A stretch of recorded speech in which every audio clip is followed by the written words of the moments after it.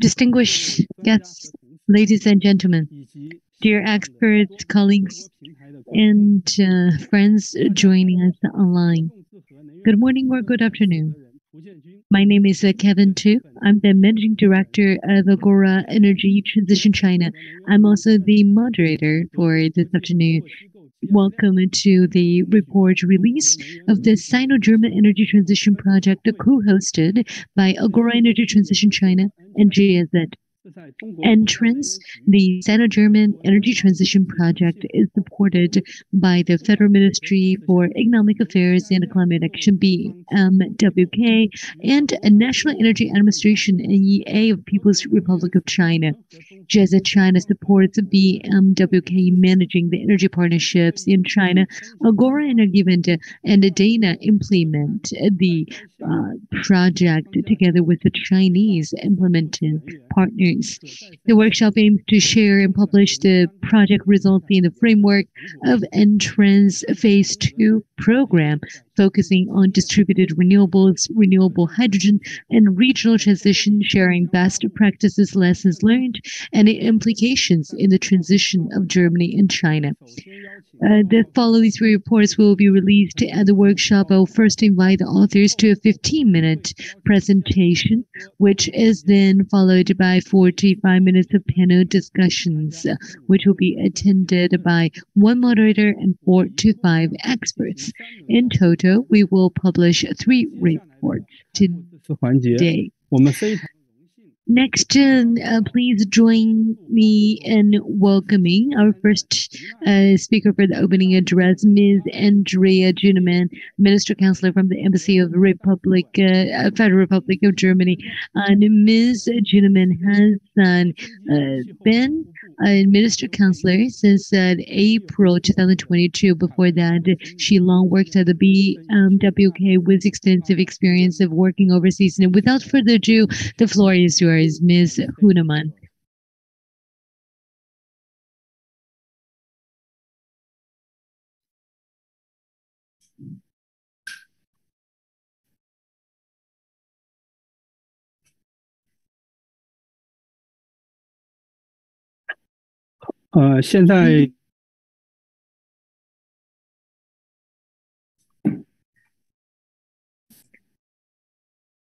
现在好像德国使馆方面的信号是有一些问题。 Seems like we are not able to hear Ms. Huneman from the German embassy. 如果这样的话，那么我想啊，现在先有请啊，我们 In the interest of time, I would kindly like to invite Mr. Zhang Yuqing, former Deputy Administrator from the National Energy Administration of China, to speak first. Mr. Zhang long worked at NDRC and NEA, in charge of international cooperation affairs at NEA. Next, the floor is yours, Mr. Zhang. Thank you very much. Dear guests and friends, good afternoon, everyone. It is my pleasure to be invited to the report release of the Sino-German Energy Transition Project Phase 2, co-hosted by Agora Energy Transition and GSZ. First, I'd like to express my congratulations on the convocation of the event.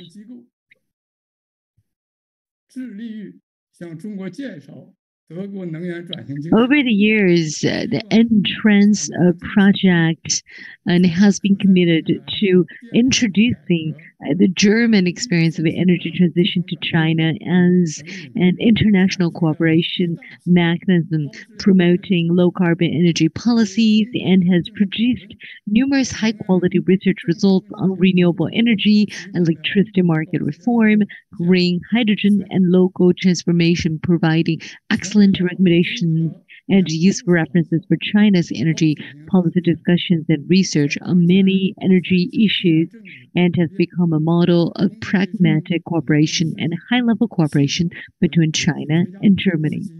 In the current special period, when the global geopolitical situation is volatile and compounded by the crises of public health, energy, food, and climate, the bilateral cooperation between China, Germany, energy, and climate is even more valuable. The three research reports released today amply exemplify the results of Sino-German energy cooperation. I think the forthcoming reports have three features. First is the accuracy on it and the relevance of the topics. Today's three reports respectively cover the role of distributed renewables, green hydrogen industrial decarbonization, and transformative development of resource-based provinces. They directly address the three major transformation challenging China while it pursues carbon peaking and neutrality, namely energy transformation, industrial transformation, and local transformation. These three have a direct bearing on whether China's dual carbon goals can be achieved as scheduled and what image China's energy industry will present to the international community in the future. So these topics are highly relevant. The second feature is a vision. These reports not only focus on major issues in China's clean and low carbon development, but also adopt an international perspective, collating many typical German cases through international seminars and expert reviews, systematically reviewing relevant experiences and policy inspirations and putting forward many good ideas and suggestions for solving the challenges around China's three major transformations. The third feature is ease of understanding. Although these reports involve a lot of materials in foreign languages, the style of writing is plain, straightforward, well structured, and clear. These international elements resonate well the reality and the context of China, and therefore become really very comprehensible. On this style further enhances the effectiveness and quality of the reports too.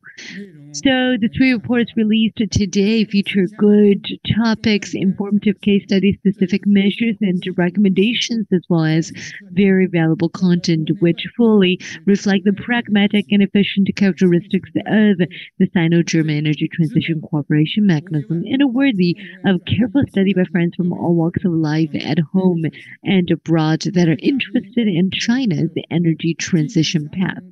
Distinguished guests, ladies and gentlemen, dear friends, this year marks the 50th anniversary of the diplomatic relations between China and Germany, which have forged a very close partnership in economic and trade fields over the past half century and carried out a lot of fruitful cooperation.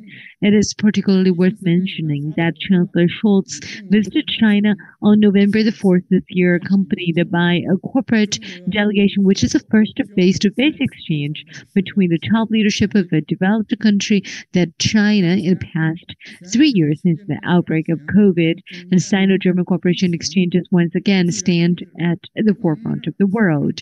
At present, the global clean energy transition is facing the shock and impacts of multiple factors such as the pandemic, geopolitics, and supply chain adjustment, and some new changes are emerging too. According to Federal Statistical Office, in the first half of this year, coal power generation in Germany increased by 17.2% year on year. A similar situation has occurred in many other European countries. The energy transition and green development of Germany and the EU are facing new challenges. The report of the 20th National Congress of the Communist Party of China clearly proposed to promote green development and harmonious coexistence between man and nature, accelerate the green transformation development mode, and accelerate the adjustment and optimization of the structure of industries, energy, and transformation. In the face of profound changes in the international environment and new requiremements for domestic development, China will also encounter many new challenges while working towards the dual carbon goals. Under such circumstances, China and Germany need to strengthen cooperation exchanges and jointly explore realistic, feasible, mutually beneficial, and win-win solutions for energy transition and climate change between the two sides, as well as China, Europe, and the world. We hope GIZ Agora and international institutions alike will further leverage the Sino-German Energy Transition Project as the international cooperation mechanism in the future and provide more valuable references and recommendations for promoting clean energy transformation, green and low carbon development between the two countries as well as China, Europe, and the rest of the world. Finally, wish the event a complete success, great health, and happiness to you all. Thank you. Thank you very much, Mr. Zhang, for the wonderful remarks. Before the pandemic is behind us, at the crossroads between a global energy crisis compounded with geopolitical crisis, it is so glad for us to hear the great support of Mr. Zhang to the EnTrans project, and thank you for the recognition to what we have achieved. Thank you again, Mr. Zhang. We apologize for the technical glitch. It seems that Ms. Kuhneman is not online at the moment. And please allow me to take the liberty to move on to the next session for now. We just confirmed that she is not online anymore. So let's start with the first report and hear her remarks after we have her back. So without further ado, let's now give the floor to Dr. Ming, Senior Advisor on China Power from Agora Energy Transition at China.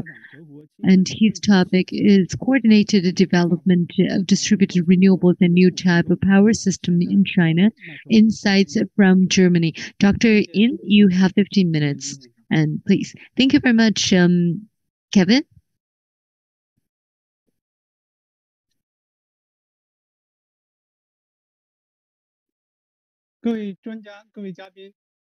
Distinguished guests, ladies and gentlemen, good morning or good afternoon. Dr. N, yes, sorry to interrupt. I thought you're not on full screen. On behalf of the project team, it is my honor to report to you on the coordinated development of distributed renewables and new type of the power system in China, insights from Germany. 3 parts. First, background. Second, research findings. And third, policy recommendations. Environmental governance and combating climate change have become a global consensus. China, as the largest CO2 emitter in the world, is under pressure due to both national CO2 emissions and per capita emissions. We account for about 1/3 of carbon emissions, and we also see per capita emissions growing since 2015, and we now are 30% above the European average in terms of per capita emissions. China has achieved great results on the power transformation, both in terms of structure of energy, power capacity, and generation. These 3 dimensions and their relevant changes are shown in the graph, and we see a comparison between 2010 and 2022. We've seen that in the past 11 years, the consumption of coal power capacity and coal power generation decreased significantly. We also saw great improvement of clean energy and installed capacity of wind power. However, we should see that the coal versus the non-coal still poses a very severe binary problem. New energies are seeing increasing installed capacity, but the per capita growth is less than 1% in the past 11 years. That is why the green and low carbon transformation in China still has a big, long way to go. So in the Chinese context, we can see that from the energy transformation perspective, 3 points of reality need to be considered. First, China's energy and power system faces a lot of existing and incremental demand. So in 2021, China accounts for 1/4 of the world's primary energy demand and 40% of the global power generation. Over the past years, the incremental generation of China each year was like the total of the UK and Norway combined. That is a huge amount. In terms of consumption, then, the industrial power demand accounts for a big share. In 2021, the industrial use was 66% of the national total. Manufacturing occupied 50%. And in the future, as China moves forward in modernization and electrification, and China takes a position in the global supply chain, which is set to be maintained for a long period to come, China's future development still requires a certain amount of power and energy. So we need to be more mindful of the world's attention to the carbon footprint. Then, how should we structure our industry and energy mix? They are closely related. The energy transformation is deeply integrated with the transformation of industry. They are intertwined with each other and affect each other. And we have also seen a lot of uneven development between the east and the west of China.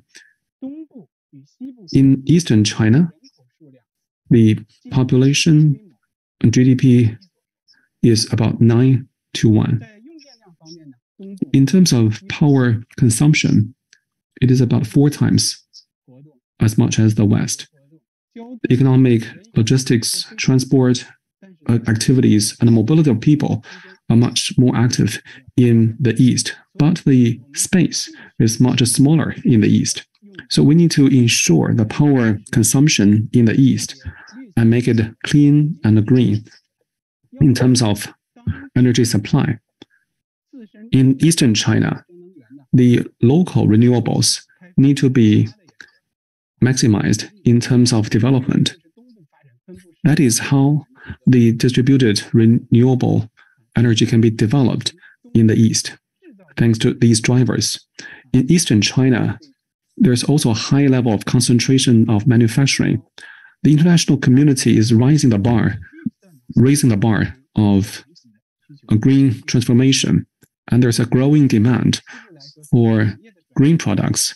In Western China, a lot of the industry activities have been relocated there, and more green power also needs to be supplied in Western China. So the local development of local resources for local consumption is also promising. In China, energy generates about 80% of the carbon emission, power 40%. So in China, decarbonization is mostly determined by energy and especially power. It is a must to break away from the current coal-dominated system and allow new energy to take a larger share in the power supply and the overall energy mix. That will allow China to enable new energy to securely replace the traditional energy and scale up the utilization and development of new energy. That requires technological, managerial, market, and institutional innovations. Next, about our research findings. In our project, we hope to take systematic, multiple and international perspectives so that China's development under the dual carbon targets can be translated into certain questions. By raising those questions, we can try to understand how to scale up the renewables and distributed energy and come up with new framework and system of reference. We see mostly 5 tasks. The first is to safeguard power demand. The second, to optimize power mix. Third, to ensure just transition. And fourth, to make the cost affordable. And also the fifth, to coordinate not only energy transformation, but also the socio-economic development. How should the power system be transformed? We have taken a view of 7 different segments by different value and form. So we have subdivided them into 2 subsystems, asset and operation. The assets include the power supply, grid, power load, and the flexible resources. And operation includes trading, planning, dispatch, and control. By function, mode, and features, we have reviewed these 7 segments along 7 dimensions and identified the key points to note. It is of the view in the product team that the drivers underlying DRG development at scale include the drivers of clean development, technology, security, customer, and industry. For the future DRG development in China, we observed 5 major trends. First, we need to scale up the DRG development in towns, villages, and industrial parks, and phase out all the subsidies and eliminate market distortion except residential distributed PV-related subsidies. And third, to adopt mandatory renewable portfolio standards and diversify utilization scenarios so as to ensure the integration of incremental new energy. The fourth, to rationalize the configuration of energy storage and improve the operational performance so as to enhance the compatibility between DRG and the power grid. And the fifth, to sell excess power through electric power markets once DRG is scaled up. And such kind of power needs more of the market channels to be monetized. In our research, we have taken adequate account of the experiences from Germany in developing the distributed energy. Germany has been always a country performing well in terms of developing the distributed renewable energy. We have found 6 lessons. The first is proactive regulation with timely adjustments.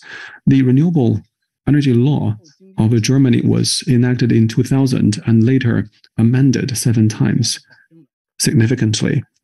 That has ensured that renewables can develop smoothly along the different phases. The second is to standardize grid integration-related operations and management. In 2011, the requirements on the grid integration of the distributed renewables by the enactment and amendments, the technology and the market operation have been well governed. Third, Germany also attaches great importance to flexible resources on the GenCo, GridCo, and the consumer side, so that the roles can be all played by these parties to enable the DRG. And Germany has also leveraged the role of the market. And the fourth, the proper balancing act has been exercised, mostly reflected by the efforts of Germany to have a balancing groups, local development, utilization, and local balancing. If that is not enough, then the regional balancing will be made. Then within the region and inter-regions, there can be more balancing, if not cross-national borders. And fifth, Germany leverages the regional grid interconnections. Germany is connected with 9 countries, including France and Austria. There are more than 30 transmission lines connecting Germany with those foreign countries. With the under-development or excess development generation of the renewables, these international transmission lines can secure the power supply in Germany. There are also 2 subsea cables connecting Germany with the Nordic countries. 6. While transmitting the power from the north to the south. And Germany has not made very significant progress. So the southern users have to develop the local renewables so that more can be developed and more can be consumed locally in the south. The offshore wind in the north provides only limited supply, compelling the southerners to develop more of the local renewables. And also important is the clustering of the distributed small-scale renewables, like the demand-side management and a virtual power plant, as well as other popular new models of business. They have been developing very well in Germany. These 6 lessons deserve our deeper study. After analyzing the situation in Germany, finally, we need to come back to the reality in China. In China, for the DRG, we have come to the view that the best perspective and the most comprehensive view would include 6 elements: government supervision, dispatch and the trade, generator versus grid relation, economics, product financing, and development and operation. The report has identified 28 bottlenecks and proposed 28 countermeasures. Experts and friends, you are welcome to refer to our report and see more of the details. We believe that to scale up the DRG in China, the basis is to integrate DRG into the high-quality development of the local economy and society. And the key is to establish coordinated development of DRG and the power system. And the focus shall be placed on strengthening innovations in institution, technology, and the market. Third, policy recommendations. Dr. Yin.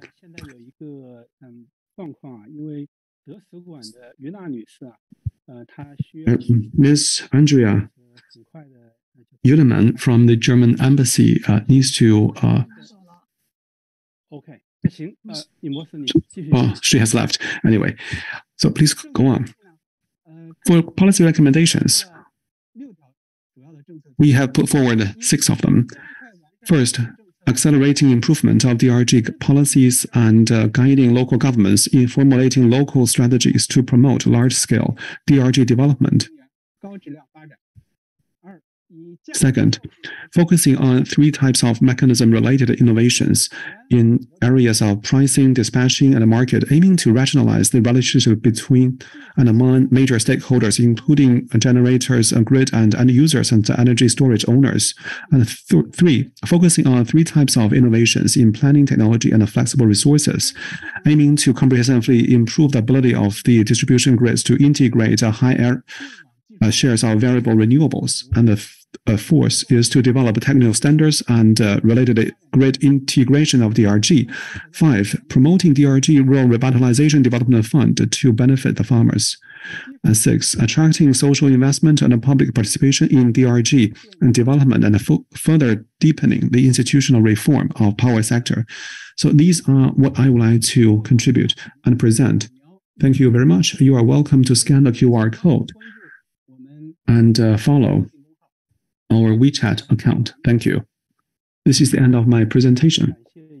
Thank you so much, Dr. Yin, for your excellent presentation. Due to technical reasons, Ms. Andrea Uleman, Minister Counselor from the German Embassy, could not make her speech. That has told us again, though technology has enabled us to meet despite the COVID, online meetings can never be comparable with the offline ones. I look forward to the early ending of the pandemic. Next, I'm going to kick off the 45 minutes of panel discussion to be led and moderated by Mr. Huang Chaozhong, Executive Director of the Carbon Neutral Industry Cooperation Center and of China Energy Research Society and a former administrator at the Northwest China Energy Regulatory Bureau of National Energy Administration. They are going to discuss distributed renewable energy. So we have Dr. Yang Lei, Vice Dean of the Institute of Energy of Peking University, Mr. Simon Mueller, Director Germany, Agora, and Mr. Shen Baoguo, Vice President, the State Grid Energy Research Institute, and Dr. Tim Meno, leading expert, Staff Unit Policy and Strategy, German Energy Agency. Now, Mr. Huang, please. Thank you, Mr. Kevin Tu. Distinguished guests, ladies and gentlemen, greetings to you all. Let us now start the first panel discussion today. The topic is how will distributed renewable energy further promote green energy transition? You know already, as the 2030 goals are announced, the renewables and new energy and distributed energy are definitely the trends that are inevitable and irreversible. Distributed renewable energy with its unparalleled advantages is definitely playing an increasingly important role in this journey. In the meantime, distributed renewable energy is facing on a myriad of challenges and problems. So how to really utilize distributed renewables so that it can promote low carbon and green transformation. And that is definitely a key question that we need to find answers to. We're very honored to have 4 experts with us. They're from different countries and institutions, and we can't wait to hear more from them. Thank you for coming.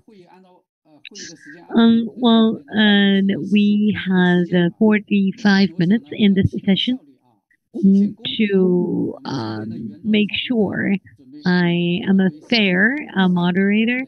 I would like to break the 45 minutes into 3 rounds. In the first round, I would like each expert to answer 1 question, and please make sure you don't use more than 5 times to answer the question. And next, we will the second round is for the Chinese experts to answer, and the third round will be for the 2 German experts to answer. And that's the second round. Okay, so still 5 minutes each person. And round 3, please just use 1 sentence to summarize the panel discussion. I'm just going to go with the order on the agenda. So the first question, since the 2 carbon goals, China has issued a batch of policies that are related to energy usage and transition. Most of them mention the acceleration of the distributed renewables. And the 3 reports also provide great analysis and recommendations. So the question first to Dr. Yang Lei: why does China attach so much importance to distributed renewables development? Well, from a central to local governments, what are the things we should be very careful about in terms of policy making? Dr. Yang, please. Thank you very much, Mr. Huang. I listened very carefully to Dr. Yin's presentation. I'm very impressed. I believe the German lessons are very relevant to China. To answer your question on why does China care so much about distributed renewables, I think first of all, we have to look at the property of renewables. Wind and solar are everywhere. So God is playing fair. They are distributed in nature. Back in 2017, NEA and IEA co-authored a report, which is the first of its kind, and is about distributed renewable in China. And Mr. Simon Mueller is one of the leading authors of that report. I'm very glad to see you here, Mr. Mueller. At that time, we learned that distributed renewable would definitely become the trend in the future. We're glad to see for the added distributed wind power, PV, it is more than the fixed PV, because now we have on actually more than 50 mega, more than on actually 50 million kilowatt hour of PV installed, and the majority of them being distributed.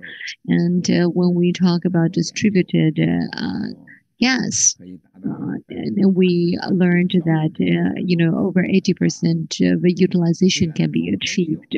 So the comprehensive resource utilization is now reality for heating. Well, it is regional. You can't really provide heating to a place over 100 kilometers away. So whoever that can utilize energy well can unleash the most benefits. And second, safety. A few days ago, we asked Dr. Li Shuqin to Peking University for a lecture, and he talked about resilience, which is and the word mentioned quite a lot, even in the party in the work report of the party congresses. 20th Party Congress. So resilience and safety are also key priorities. But these also lead to the question of economic performance of distributed renewables. I think that's also its advantage. I also want to go back to the question and say, why do we attach so much importance? Well, the 20th Party Congress mentioned in the report that the new energy will be the new growth goal. We often say that energy is securing the economy. But now we see energy itself as a big driving force of the economy. Well, we see so many investors, application scenarios of energy. Well, in the past, when we saw real estate driving economy, but now new energy, especially distributed energy, will play a very crucial role in driving economy, especially local economy. When things that policymakers should be wary of that from central to local levels, I think Dr. Ying already answered that question in his presentation, but I want to reiterate that from the central level, we need to first enhance the market-based environment. Without a marketized environment, the potential cannot be unleashed. Renewables are volatile. These days we have windy nights, and maybe the wind electricity can be cheap after a windy night, and so that's the market-based dynamic of price system. We shouldn't have just two prices in a one day. Well, in Europe, we see the price changing every 5 minutes, and also policies that encourage more flexibility, which means we need a more innovative business models. Market economy is the prerequisite, and also car to connected vehicles, power to X. If they cannot profit, they will never achieve scale. So that's what I want to make a note of. And for local level, we also need to create favorable environments for the business models, for example, aggregators and virtual power plants.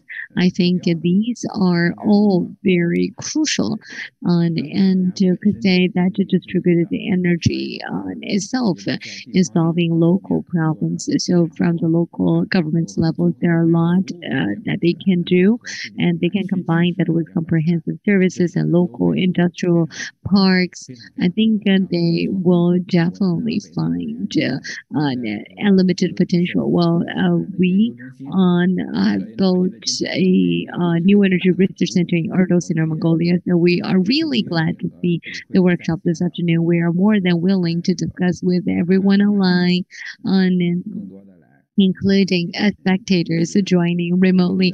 I really look forward to discussing application scenarios and potential solutions with you all. Thank you also, Mr. Huang, for all your dedication over the years, as well as our joint efforts. Thank you very much, Dr. Yang Lei. 5 minutes indeed. Very good in time management. And next, Mr. Simon Mueller. 4 years that Germany has been dedicated to distributed renewables and used it as a very important pillar in energy transition. So, Mr. Mueller, I want to know why in energy transition Germany chose to go with distributed renewables. Let's say when we look at the impact of policies relating to distributed renewables, what do you think the top 3 influential policies are in Germany for renewables, distributed renewables? Thank you. So thank you very much. Thank you very much for the invitation to speak. I'm very happy to be here today to see old friends and have a good discussion on a topic that I think is very important and timely. So if you look at the drivers for the distributed development in Germany, I think we have one that Dr. Yang Lei already mentioned, which is the same all over the world in a way. You have the availability of sunshine in particular, but also wind that is present in many locations. So there is a technical possibility to build it locally. The second reason, and this was something that was very much in the foundational idea of the start of renewables in Germany, was that there would be a participation from the users of energy, that those who use the energy can also participate in building. And this was something that was embedded already in the framework. I would say Germany is now at the start of a new phase of the distributed deployment, which also includes the combination of solutions for electricity, but also for heating, cooling, maybe having electric mobility combined into that. And that is something where Germany is still learning. Now, you asked about the most important policies. I think one policy that was hugely important is the long-term certainty for the investment via the feed-in tariff or the feed-in premium system, because as an investor, you know, okay, I will receive the money over the lifetime, and also there is not a risk of a very large curtailment. So this allowed really investors to go ahead and build renewable energy. The second very important rule was that the local grid companies actually have an obligation to connect renewable energies to the grid. And this was very important also in the beginning of the deployment. I think the third most important policy has to do with the design of the electricity market, because it is possible to sell electricity onto the market and you have a price that is the same for everyone, a fair price on the wholesale market. And this allows for a flexible integration of the renewables into the market. Right now, we have big discussions in Germany because of high electricity prices. But I think this aspect of the market actually is very, very important. Maybe to let me say one more thing in the direction of also maybe the future development. I think there, what is very interesting is to create a kind of hybrid or a middle, which is not the public grid, and which is not just one company supplying its own electricity demand, but which is a kind of district solution where you can supply a variety of customers and integrate different energy resources. This is something which is still developing in the German context. And I think especially in a time where we're now also looking at decarbonization of heat, it's a very interesting development.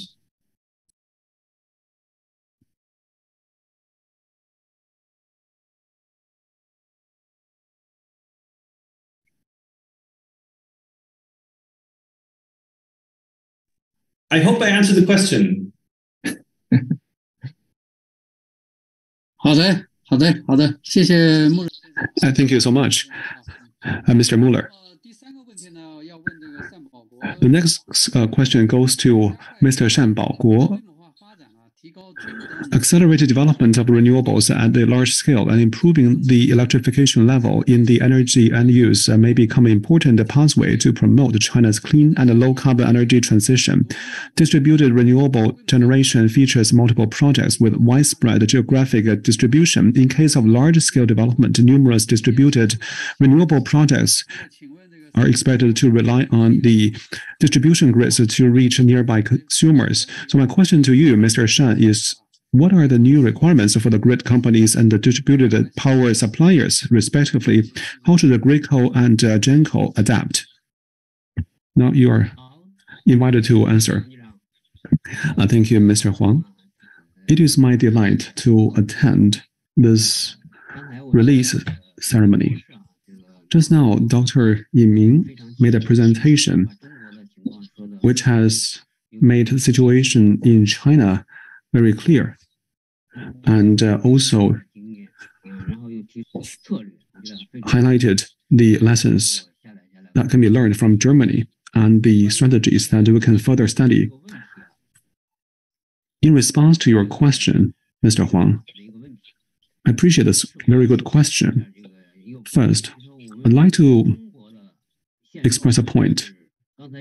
In China, as Dr. Yiming said at the outset, China's economy has been booming, and the demand for power and other energy have been increasing very fast. So there's huge increment and a huge total demand, which is different from the situation in Germany, where the economy and energy sector have been growing slower. China is also developing a lot of distributed renewables in reference to international experiences. Of course, a DRG also needs to rely on distribution grid. For the development of the distribution grid, there are also pressure and challenges because of that. In recent years, the distributed renewables, especially the distributed power photovoltaic, are growing very fast. Last year, the distributed PV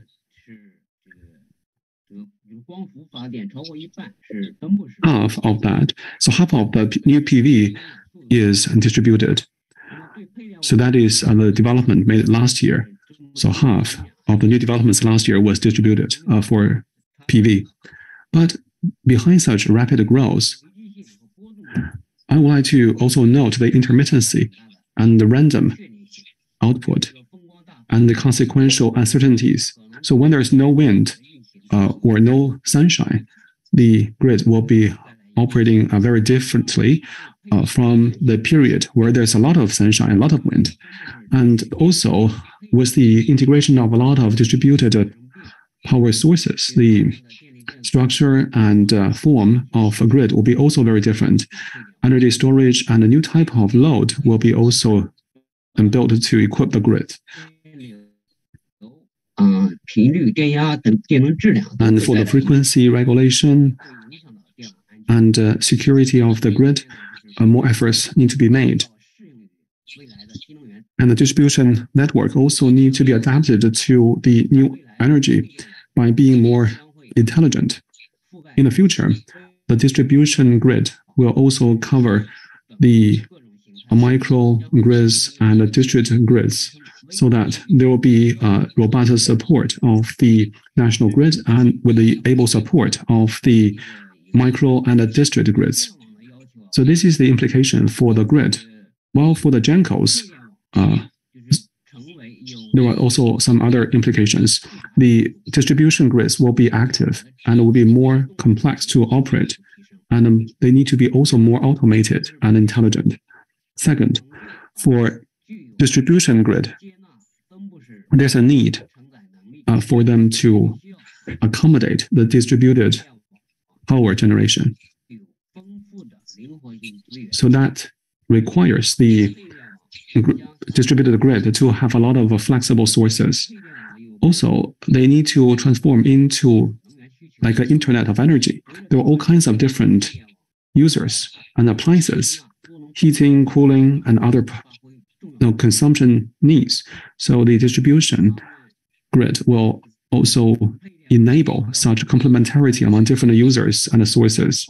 And next, distribution grid need to be able to better secure the grid operation. So the various parameters, load and frequency, need to be all measurable and controllable. For GENCOs,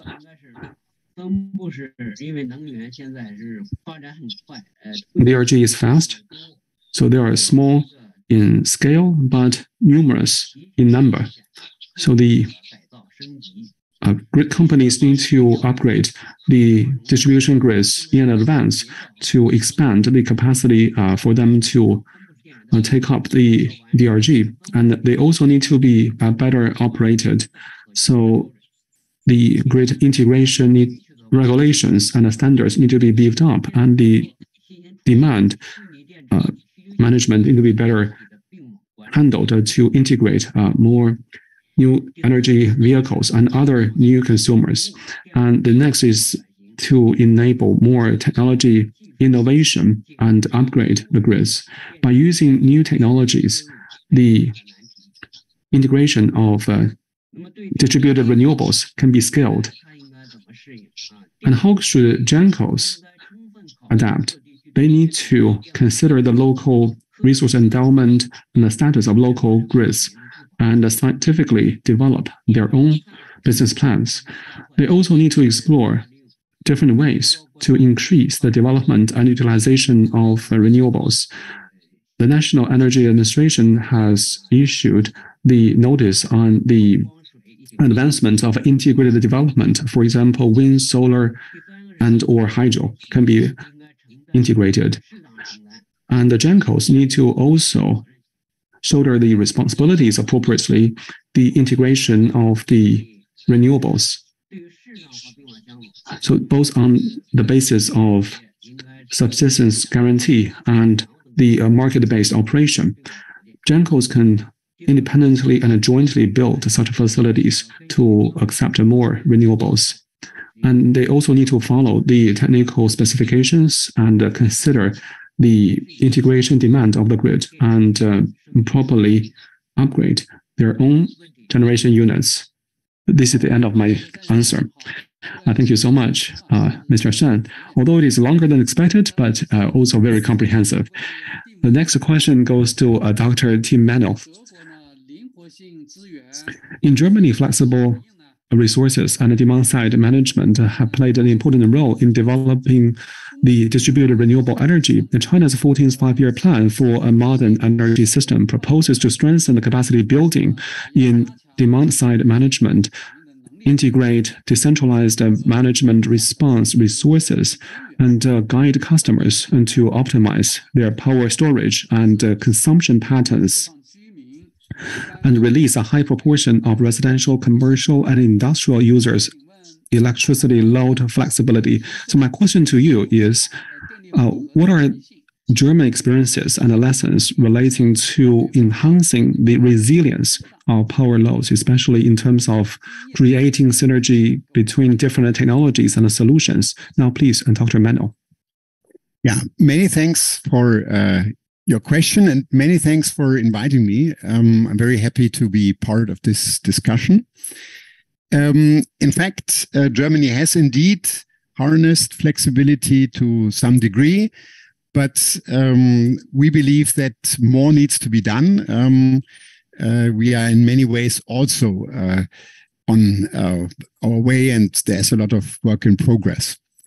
However, there are a number of ways where flexibility can be observed being in use today as well. And the most important part, I think, is for balancing purposes. We know that renewable energy feed-in is volatile for its larger part, in particular in case of solar PV and wind. And so balancing has gained considerable importance in a system where now 50% of all electricity is generated from renewable sources. And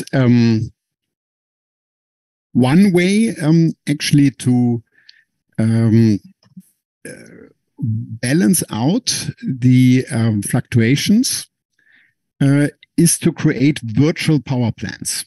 And this is something we have seen popping up in Germany. There's a very important measure that was introduced in 2014 and which says that large-scale renewable energy installations are balancing responsible. So they have to stick to their schedule just as any generation asset. If they do not stick to the schedule they have promised one day ahead, they have to pay the balancing cost. So that's set a big incentive to actually offset fluctuations. And you can do that by joining a renewable power plant with a demand response unit, say a cold store, yeah, to cool goods. And this means that any deviations would then be offset by demand response. And this is a way to actually avoid imbalances in the feed-in of a renewable asset. This is one of the synergies that we observe today. Of course, the grid operators also use balancing services. This is no different than in China. And demand response is also offered today as part of the balancing market because the procurement of balancing reserves is competitive. And you have large-scale manufacturers in particular, like the chemical company BASF, which is also present in China. And they offer demand response in balancing markets and thus help to keep the system safe. Of course, today we talk a lot about distributed generation. Small scale users have difficulties participating in markets. That is quite obvious. But what we have today are aggregators, which are actually aggregating a large number of small-scale users and offer their flexibility to the grid operators. Or alternatively, also offer it to the market, though we see more provision of ancillary services through that measure. And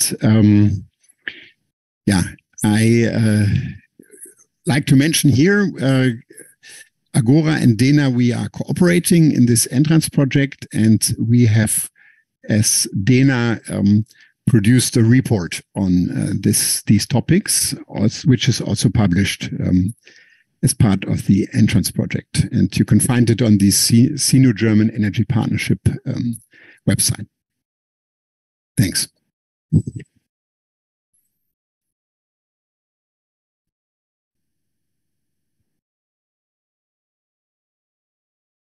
好的啊，谢谢曼纳博士啊。Thank you so much, Dr. Mano. Now, each of you has already answered a question. Now, let's kick off the second round.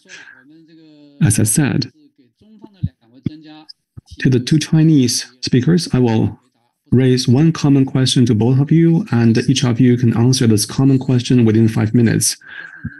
So, distributed renewable development is expected to induce a profound transformation of energy development and utilization mode on the consumer side with a low and medium voltage. Although both the utility and impact of individual distributed renewables are localized, this type of product tends to form either microgrids or local energy supply systems because of the characteristics of multiple projects with widespread geographic distribution. This is a new mode of power development and utilization. So to promote large-scale distributed renewables, what should the appropriate roles of government and markets be respectively? What are the most pressing measures to be taken in the next 5 years? Dr. Yang, please. Thank you, Mr. Huang. Just now, Mr. Shan already mentioned to consume the renewables, there were certain conditions and criteria. He has put it very well. And from the perspective of market players, we of course need to integrate end-to-end from the generation source to the consumption. We need to make the most out of every step. We have done some study for steel, chemical industries. There's a little demand-side response because of their continuous load, but that is actually not the case. Air separators and also even steel making is furnace by furnace. You can actually prolong or shorten the interval among the furnace outputs.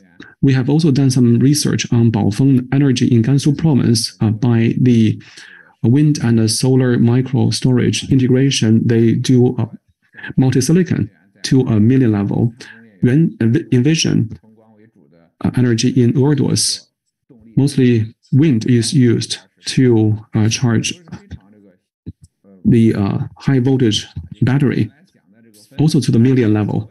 So all these are the big projects. It is not the case that distributed renewables can only support small projects, but that is not the case. They are supporting large mega projects.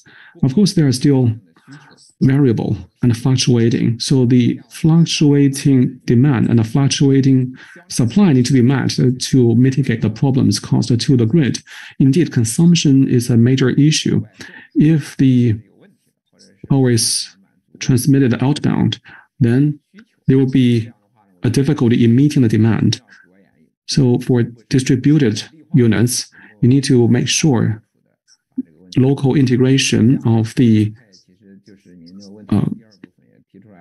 generation, transmission, storage, and consumption can be all integrated. To scale up from the upstream to the downstream, the right policies should be there. If policy is the same, the price is the same. If the price is the same for both the intake and the output of the electricity storage, then the storage service will not be able to operate. So with the more sophisticated policies, the power market can be reformed to better support the new energy mix. So we need to fill this gap. I think that is very important. Pricing and the market mechanism all need to be there to fill the gap. I'm filled with confidence. With the new mechanisms and the systems, there's no other choice. At the end of the day, as I told many companies, so when the grid needs our help, they will be willing to offer us a price. And vice versa, if we need their balancing service, we will be able and willing to pay them a higher price. But that is the perspective we need to take in future improvements. In the ongoing 5-year plan period, we need to also take that view. Of course, I value all the new policies that you mentioned, but to take the policy intentions into reality, we need to understand for new power system and energy system, this is a hugely important lever. If that fails, the big picture will be affected. Thank you. Thank you so much, Dr. Yang Lei. After hearing your sharing, I have the feeling that we are now more encouraged than confident. Thank you for that. Mr. Shan, please, could you take that question? Thank you so much, Mr. Huang. I agree to everything Dr. Yang said. So I already used too much of your time, so I'll be brief this round. So there are different ways, concentrated or centralized and distributed. Now we are focusing on the distributed model. The support of the big grid is also needed for the DRG or the distributed renewables. The government has issued a lot of new policies. The role of the government has been well leveraged, represented by many policy instruments on the dual carbon targets, new type of energy system and the power system, the incentives and favorable pricing, so on and so forth. They have provided a very big boost into the development of renewables. For the market, though, it is necessary to develop a system for distributed new energy to join the market, green power trading, and auxiliary service market. So they need to be empowered and enabled to participate in the market. The spot trading is now under pilot, and well, you are gone. He's disconnected. Well, you are inaudible. It seems he's disconnected. Okay, anyway, let's now turn to our German experts. Maybe because of a technical glitch, he just got disconnected. The questions are following. As a new model of energy and power development and utilization, large-scale distributed renewable development is also a process of nurturing industrial ecosystem. It requires adaptation and adjustment to be made by the various stakeholders. My question is the following. What specific measures has Germany implemented to create synergy and a balance between the different stakeholders? Do you have any specific suggestions for China to accelerate the distributed renewable development? So what are the German policies and the difficulties and challenges, and what are recommendations to China? Now, please, the German experts. So I would say we see the complementarity between the development of the distributed renewables and, let's say, the large-scale transmission system connected renewables. And now, if there is a synergy, or there is a synergy between both, they can help each other. It becomes very important that you have a fair interface between the two. And there are a number of rules and regulations that are present in Germany. Actually, some of them come from the European level and are then adopted in Germany or translated into the German context. And these regulate how these parts of the system interact. So you have the roles and responsibilities of the transmission system operators for the large-scale system. And you have the roles and responsibilities of the distribution grid companies on the smaller scale, and then for the consumers. And prosumers, of course, because they will be the ones that can also develop the generation facilities, for example. And providing transparent information and data about the needs of the grid, the status of the grid on the high voltage level, which power plants are there. This is very important in order to plan the system in a rational way. And I think in the coming years, we will need the same type of information when we start with the strong digitalization of the distribution grids and a closer interface to determine this fair price for the different services. So I very much agree with development trends that were highlighted for China. These are also very important for the trend in Germany. So this question of digitalizing the operation of the distribution grid, using distributed resources to provide system services, and to determine a fair pricing mechanism at the interface of the different system components. So these are the ongoing issues. And I would say, looking back, it's the clear roles and responsibilities that allow a fair treatment of all the participants in the system that are really important for a good economic, rational development of the system. Yeah, I agree with all Mr. Müller has said, and I would like to add two things, though. With an ever higher share of fluctuating renewable energy on the system level, I think the notion of an intraday market should be introduced to China. This was not part of the original liberalized model in Europe, but it was introduced later to offset trade imbalances that remained after a gate closure in the day-ahead market.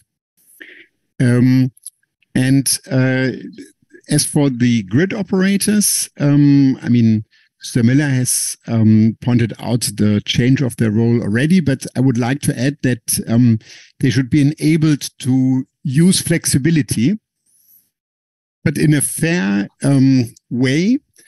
This means that, for instance, batteries can be very useful to help alleviate congestion in a distribution grid. However, this should be actually regulated in a way that the grid operator remunerates the battery owner for the use of the battery. And if this is introduced, there are plenty of incentives for private owners to combine their solar PV installation with the battery and then receive remuneration from the distribution grid operator. This type of regulation has been introduced recently in Germany. We have now 83% of all distribution grid operators setting up specific contracts with owners of flexibility, both demand response and batteries. And they offer their flexibility and have a reduction of their grid fees by 50%. And I think, I mean, I'm not saying that this particular model should be copied, but some way should be introduced for Chinese grid operators to actually use the flexibility they find in their grid. Yeah, that's my part. Thank you very much. Great thanks to our German experts. I think Mr. Shan was offline, but he's back. So please continue, Mr. Shan. Apologies. I had the battery ran out and my laptop just shut down. And I was almost done. I was just talking about the price signals on the market, which could be used to guide more participants into the market economy. I just heard the comments from the two German experts. It's important for us to utilize the market to, especially the price signals, to aggregate different modules so that everyone is involved in the grid operations. And lots of things can be done there during the 14th the 5-year plan. We should also improve the transmission network and also the market mechanism. And for the future on renewables on distribution system, we need a innovative system to evaluate the mechanism as well. That's my conclusion part. Thank you very much, Mr. Shen. So that was a excellent round 2. Now round 3. So I would like to kindly invite every expert to use one sentence to conclude your thinking on towards the end of the panel discussion. So for green transformation and for distribution of the renewable energy, what is the most important message they would like to share with us? Let's start with Dr. Yang Lei. Well, as I said, distributed energy is the basic module of the new power system. We need a comprehensive and functional market to support its future. Well, Dr. Mueller, please. I would say we are at the beginning of really a massive growth in terms of distributed energy and energy projects. And in order to make the best of this for a society as a whole, it's crucial to set up the right framework conditions that there is a fair treatment of both the distributed and the centralized model of development.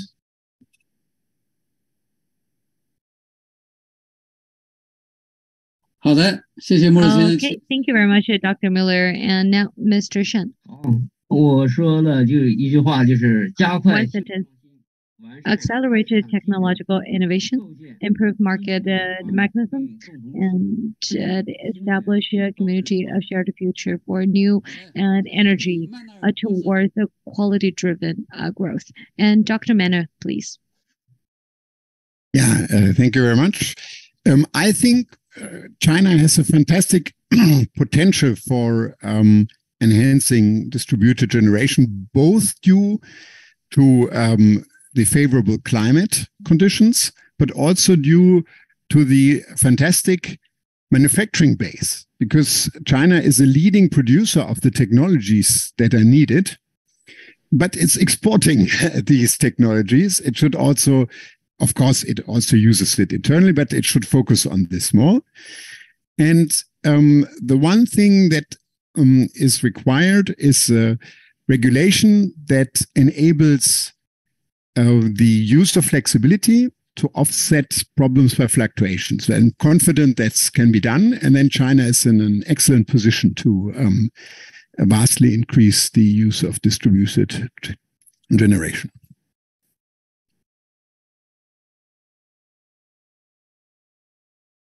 Okay,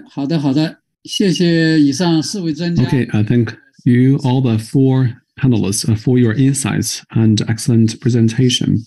I'd like to also thank all the friends online for paying attention to us and listening to us. That concludes the first panel. Thank you all.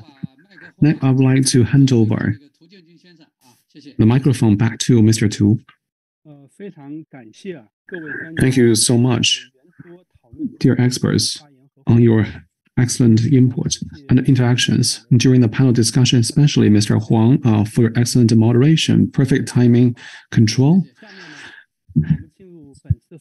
Next, we are going to proceed to part 2 of the report release. I would like to now invite Ms. Isadora Wang, a Senior Advisor, China Industry, Agora Energy Transition China. You are now welcome to discuss the prospect of renewable hydrogen in China and its role in industrial decarbonization. You have 15 minutes. Now the floor is yours. Okay, thank you, Mr. Tu. Now I would like to share my screen. Hopefully it is visible to you. I'm so pleased to have this opportunity to brief you about the output of my team. I'm Wang Li, in charge of the hydrogen and industrial decarbonization team. I would like to discuss the role of hydrogen in industrial decarbonization. We did this project in order to allow the foreign participants to understand the potential of hydrogen in China and enable Chinese practitioners to learn from the German practices. So these are the key points. In the same structure as the report, which you are welcome to scan the QR code and download. Now there's only English version. The Chinese version is on the way. Now, China's hydrogen production is dominated by coal, or mostly fossil fuel, as in the case of other countries. What makes China different is the predominant energy is coal, but in other countries, mostly natural gas. the share of renewable hydrogen is only a fraction of the total, namely 4%. So this is about the production and consumption of hydrogen in China. Here you can see the flow direction. The main consumers of hydrogen are ammonia, methanol, and oil refining. Coking is a major part of the supply of hydrogen. Now it is produced in a mixture format as the industrial byproduct, but such a hydrogen has not been fully utilized. 5 million tons of hydrogen is used to do the heating for coking plant, and another 4.5 million tons simply wasted. So such hydrogen can be better used, especially when the renewable hydrogen market is now developing. There's a way to open up the supply chain to the downstream. China has already launched the high voltage battery market, so that has already driven the purification and utilization of the hydrogen byproduct. And also hydrogen can be used for metallurgy. The hydrogen-based ion reduction is now under development in a plant in Hebei Steel and Iron Group. Indeed, there's a lot of decarbonization potential by renewable hydrogen, but that relates very much to the life cycle carbon footprint. This shows you the emission of different routes of hydrogen production. Of course, coal-fired power generates the highest emission, and renewables are very low. So the difference can be 3 times between coal and natural gas for hydrogen production. According to the Chinese requirements, coal will diminish in terms of hydrogen production. Will that cause more coal to be used in the chemical or coal-based chemical industry? Recently, NDRC confirmed that the feedstock would not be counted into the total consumption of energy and emphasized that it is not loosening the control on petrochemical and coal chemical industries. We recommend that the new coal production capacity shall be locked up also with the increased renewable hydrogen capacity so as to reduce the possibility of further coal combustion. And these are demonstration projects by different colors. We can actually tell the number of demonstration projects in different provinces. In Mongolia and Hebei each has 9 projects due to different advantages. Inner Mongolia has almost 40 gigawatt of installed wind capacity, and they also have a lot of existing byproduct hydrogen production. So they are born with such advantages. And Hebei province benefited from the Beijing Winter Olympics in 2020 and did a lot of demonstration projects. All the 9 renewable hydrogen projects are located in Zhangjiakou city, named the Olympic venue. Most of these projects are located in the north and west of China. It was also mentioned the mismatch of such facilities between the east and the west. Hydrogen is mostly produced in the west and north, but mostly consumed by the chemical, steel, and transport sectors in the more developed eastern provinces. Then there's a mismatch between supply and demand. As known before, we would like to develop a power system based on renewables. But renewables are intermittent and fluctuating. These disadvantages can be overcome by the hydrogen-based industry or sector coupling.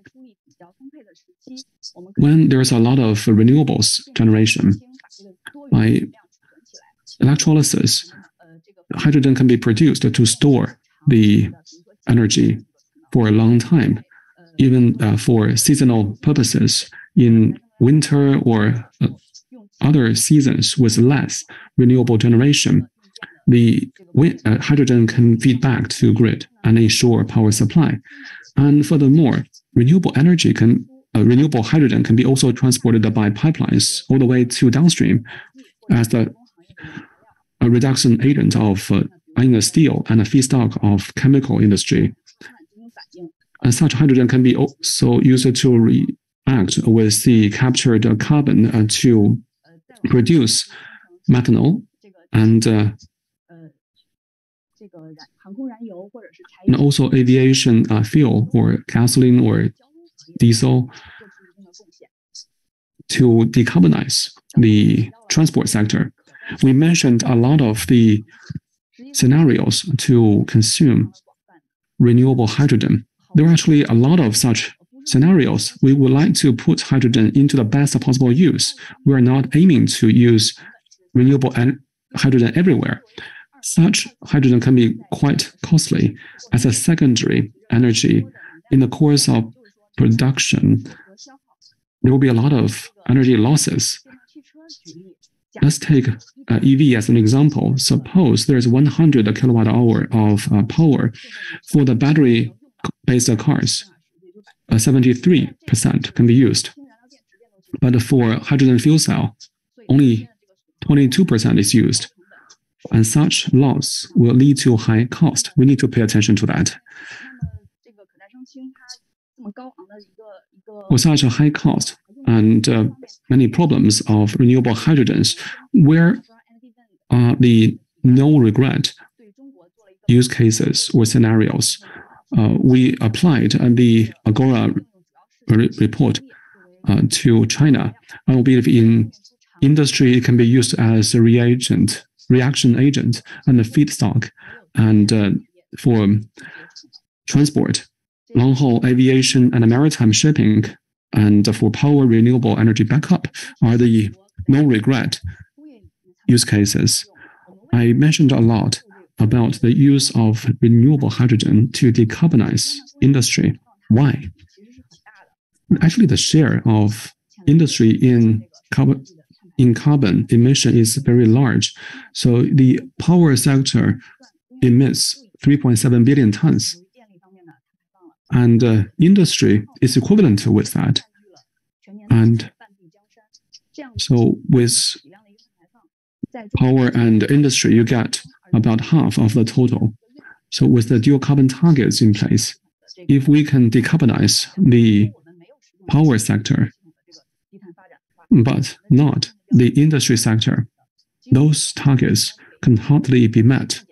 So decarbonizing industry deserves more attention. Moreover, the demand of hydrogen in industry is large and also stable. According to IMF, by 2050, 2.2 billion tons of steel will be made from the direct reduction by hydrogen. So that will be 6.7 million tons of hydrogen. So that kind of a demand is close to that of methanol industry for hydrogen. This is a huge demand. If we can make use of such large demand for renewable hydrogen and then pair it up with the upstream production, we will be able to scale up the hydrogen industrial chain. And the industrial demand for hydrogen is enduring and stable. But the downside is that it can be stopped when there's less hydrogen available. So that means more power needs to be taken off from the grid to overcome the intermittency of renewable hydrogen. This is an additional challenge we need to be mindful. So this is the German national hydrogen strategy. For all new industries, government policies are indispensable. Developing renewable hydrogen can achieve two purposes. So one is to decarbonize the carbon-intensive industries and also to allow those countries to capture the opportunities brought by renewable hydrogen. And Germany put forward this strategy and framework in 2016. So we can see the establishment of the State Secretary's Committee on Hydrogen, comprising the permanent secretaries of the various ministries in charge of setting the targets and plans. And down there is the National Hydrogen Council, comprising 26 private sector experts. And they provide the State Secretary committees with recommendations and intellectual support. And further down there is the liaison coordination office of the federal government.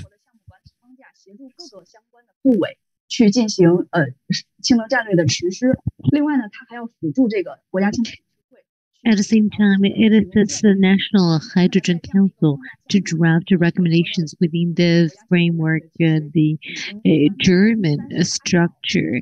It includes 38 specific measures for a hydrogen strategy. It aims to increase and to grow the value chain of the renewable hydrogen in the future. So this actually summarizes the highlights of the German National Hydrogen Strategy. For example, it locks in 4 important strategic markets. First is the production, second, industrial application, and third is transportation and heating. And so we see on they actually focus a lot on applications because it promotes, and we see these strategies aim to minimize the cost difference of renewable hydrogen and fossil fuel hydrogen. But in the beginning of 2020, the fossil fuel hydrogen actually was only 1/3 of renewable hydrogen, but now they're probably are some changes. Nevertheless, the government is using a decrease in other ways to narrow the cost gap in terms of production. Please pay attention to the green measures on the bottom. For instance, more areas are designated for offshore wind energy, and there are also additional taxes levied for fossil fuels in order, like I said, to minimize the cost difference between fossil hydrogen and renewable hydrogen. And this is the share of coal power and rising deployment of battery EVs in China from 2015 to 2021. And in 2015, we see it's only 28.6%, but in 2021, it already reached 6.4 million.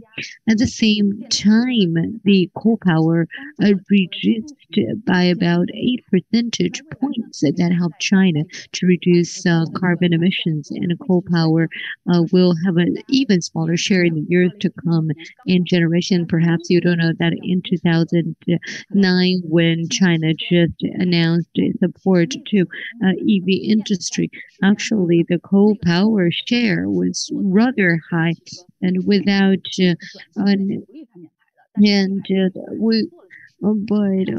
we saw that great achievements have already been made. And so for the fledgling stage of hydrogen energy, we realized that we should not utilize it when it already occupies 20 to 30% of the market. Maybe we can harness the byproduct from industrial activities. So byproduct hydrogen is presenting great potential, and we realized also over the years that on the economic value of the byproduct, the hydrogen can reach hundreds of millions of RMB scale. And so that is another focus that we can have in the future. And with that, we reached the following policy recommendations. First, regulation of hydrogen should be more in accordance with its intrinsic nature as an energy carrier. And second, establishing an intercompartmental on departmental coordination mechanism with a mandate to examine no-regret infrastructure and access, avoid subsidy fraud, and promote fair competition, and especially the protection of IPR and reduce market entry barriers. And if so, would be on future further utilize fossil fuel-based hydrogen production and incentivize renewable hydrogen capacity additions to grow on, and for example, the government procurement policies and also the the price contracts from Europe, and they could all be localized here in China.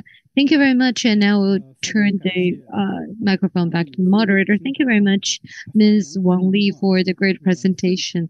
I am very impressed, and I learned that green hydrogen has both pros and cons.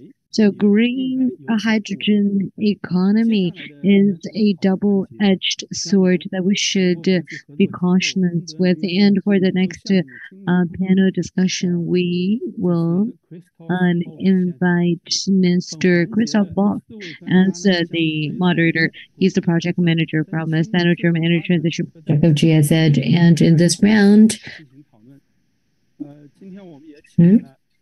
就是以下几位重量级嘉宾啊，他们是中国电动汽车百人会氢能委员会主任、氢能中心负责人张珍女士，中国氢能联盟研究院产业研究部主任张岩先生，中国产业发展促进会氢能峰会副秘书长陈学谦先生，Agora能源转型论坛南美多元转换项目经理Fabian Ahia 先生作为发言专家参加。现在我将麦克风交给就是 Christoph.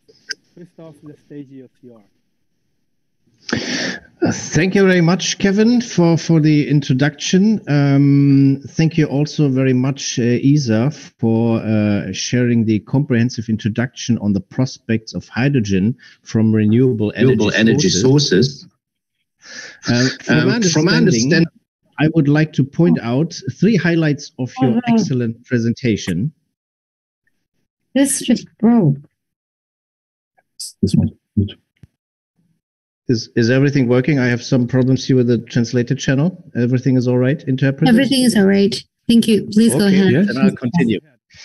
Okay, first of all, one of the 3 highlights, first of all, it's essential to prioritize renewable hydrogen in industrial decarbonization, especially in sectors like iron and steel, petrochemical and coal-based chemicals. Second, a key element for success is the establishment of interdepartment coordination mechanisms to promote the development of a future hydrogen value chain. These mechanisms may also spearhead the assessment and implementation of no-regret hydrogen infrastructure, as seen in the presentation. Third, it is highly important to foster a level playing field for enterprises globally to strengthen the intellectual property protection and to eliminate market barriers. Now that we have received the first impression on the role of hydrogen in the decarbonization of industrial activities, I would like to discuss the topic and its implementations further in detail. Therefore, we have put together a panel of experts whom I'd like to briefly introduce to you now. Our first panelist is Mrs. Zhang Shen. She is currently director of EV100 Hydrogen Committee. She also has important roles at the Shandong Institute of Hydrogen Energy Standardization Technical Committee and the Shandong Provincial Expert Group of the Hydrogen into 10,000 Homes team. Our second panelist is Dr. Zhang Yan. He is the director of the Industry Research Department at the Institute of China Hydrogen Alliance. He holds a PhD and is a senior energy. He has led and participated in several key national research and development programs, consulting projects for the National Energy Administration Agency, and other significant consulting projects. Our third panelist, Mr. Chen Xueqiang, who is the Deputy Secretary General of Hydrogen Energy Industry Promotion Association, the Vice President of Beijing Gopher Research Institute of Smart Energy Technology. Mr. Chen has an MBA from the Chinese Academy of Sciences. Our first panelist in the group is Mr. Fabian Barrera, who is a project manager for Power2X or PTX in South America. He's based in Berlin and works in the hydrogen team of Agora Energiewende. He holds a master's degree in energy and process engineering from the Technical University of Berlin. Now that we have introduced our participants, I would like to start our discussion with a broader view on the European-Chinese relations and the potential of cooperation in the field of renewable hydrogen. So, Mrs. Zhang, our Agora colleagues have suggested in their presentation to further deepen the international collaboration between Germany and China, and their newly released paper titled Prospects of Renewable Hydrogen in China and its Role in the Industrial Decarbonization. My question to you is, can you share with us your opinion on the prospects of Europe-China cooperation on hydrogen based on the EV100 Hydrogen Center experience? Thank you so much, Mr. Moderator. I have several points to make. First, it is very worthwhile for us to learn from Germany. And back in 2020, as we have seen in the presentation, Germany published the National Hydrogen Strategy, which is very systematic and well-structured, and coupled with a good roadmap and enabling measures in not only transport, but also the encouragement of use hydrogen in steel and chemical industries. Germany has also proposed the establishment of a national hydrogen network, and Germany has also taken the lead to set up the European Clean Hydrogen Alliance. Germany has taken a lot of policies and measures which we deserve us to learn, especially for renewable hydrogen. As Isadora mentioned, China is a major emitter, especially in terms of industrial decarbonization. Is a huge challenge. Each year, about in the 10 billion tons of emission, and industry takes 68% in total, the highest among all the sectors. In China, each year, there's 34 million tons of hydrogen, mostly flowing in the industrial system. But most of the hydrogen is actually made of fossil fuel. So there's a lot of task to actually use the renewable hydrogen to replace the hydrogen based on the fossil fuel. China has also developed its carbon market and also identified 8 major industries like steel, metallurgy, building material, and all these need to be also integrated into the global carbon target in the current 5-year plan period. So there are also areas with enormous space for renewable hydrogen to make the substitution. So by institutional design, especially the carbon price differential contracts, hydrogen can be better used in those areas. There is enormous prospect. CBAM was launched by the EU.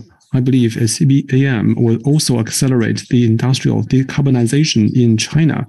In terms of China-Germany cooperation, I also see great potential because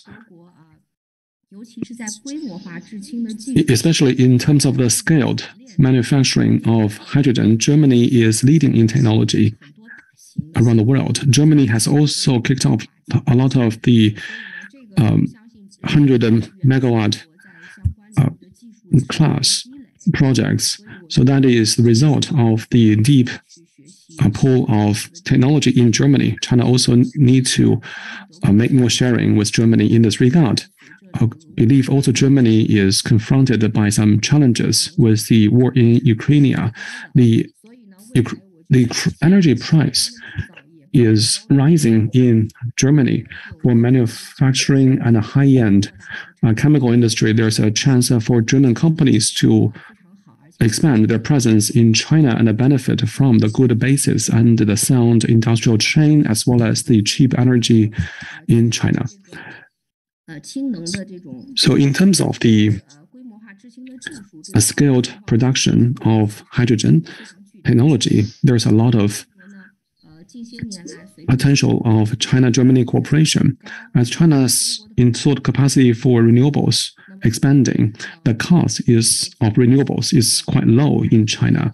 IEA and other like Hydrogen Council are also forecasting that China is going to be the biggest producer of green hydrogen in the future. So I see great potential in terms of green hydrogen between China and Germany as well. Thank you. Back to you, Christoph. Wait, I just want to add one more comment. And for us, or my organization, we are dedicated to Sino-German exchanges and cooperation on hydrogen.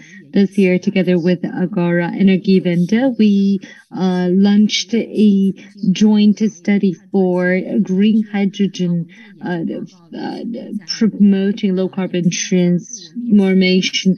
When the report is expected to be launched at the end of 2023, we look forward to more exchanges with German counterparts and hope we can find opportunities to collaborate together. Thank you. Thank you very much for your input. With regard to the most recent developments in Europe, I would like to hear about the corresponding European perspective from Mr. Barrera. Right now, under the current version of the EU Renewable Energy Directive, or RED III as it's called, the share of renewable energy in the overall energy mix is expected to increase to at least 40% by 2030. The directive also includes a new target for a 50% share of renewables in hydrogen consumption in the industry, including non-energy uses. My question to you, Mr. Barrera, is if the European Union manages to meet those targets, how will hydrogen from renewable energy benefit the energy system integration and also the industrial decarbonization in the EU? Secondly, I would like to know what implications do you see upcoming for China in this regard? Thank you. Good morning. Good afternoon, everyone. A pleasure for me to be here with you today. Yeah, indeed, these targets the European Union has set for hydrogen are quite ambitious and they have different implications. One of them, for example, is the capacity to create this demand for renewable hydrogen and renewable hydrogen derivatives, or power to X that we also call. And this will create this demand and this market, promote a little bit of the market on this kind of products. So that will be very interesting, not only for the European context, but also for the global context, because there is going to be certain appetite for these products, not only in the European, the European countries. So we also see the benefits, of course, of decarbonization for hydrogen in this context. When you have the penetration for these non-regret applications, as Isadora presented during the sensitive presentation.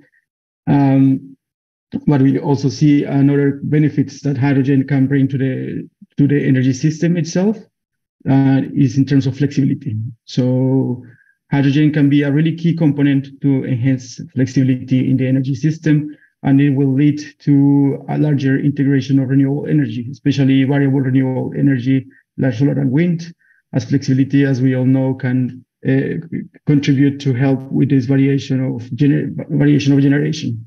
So we see two important aspects here. One is, for example, the sector coupling aspect. So renewable hydrogen can enhance the sector coupling, integrating industry into the power sector as well, connecting them as well. And this will be also, to a certain extent, expanded to the transport sector when we talk, for example, about synthetic fuels, and especially for the aviation and shipping.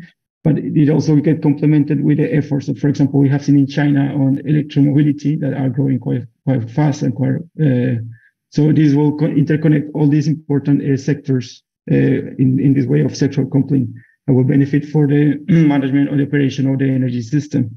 At the same time, the other aspect of hydrogen for enhancing flexibility is going to be on the storage aspect. So hydrogen has a component or the option to be a storage, especially for seasonal use. So we will see, for instance, that in times where there is a large renewable energy generation, maybe over the demand, hydrogen can be more produced and the storage to be used on those times where renewable generation might not be enough to meet this demand of hydrogen or of energy. And we see examples, for instance, in Germany, in the northern part, there have been some studies seeing how geological storage for hydrogen can be done in areas where there is high availability of renewables, and something similar as is done currently for natural gas. So that's other important aspects for the energy system itself. Now, in the current framework of the fossil fuel crisis that we see here and the high energy cost, renewable hydrogen and a larger intake of renewable generation could reduce these costs, and it will be a good sign, for example, for the industrial sector in Europe, for mitigating a bit the hard times that they are having now with a high energy cost.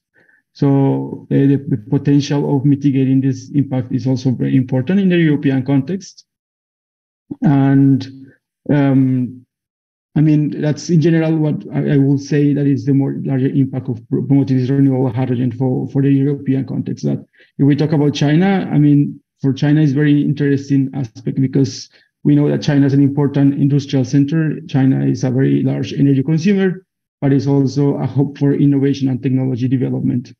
So the fact that we maybe see a growing market for these PTX products is an opportunity for China also to be participating in it, not only for their own local decarbonization ambitions, but also as Ms. Champ presented before, China has the prospect to be one of the largest producers of renewable hydrogen. So in that context, China has an opportunity to be also an active competitor in the renewable hydrogen market.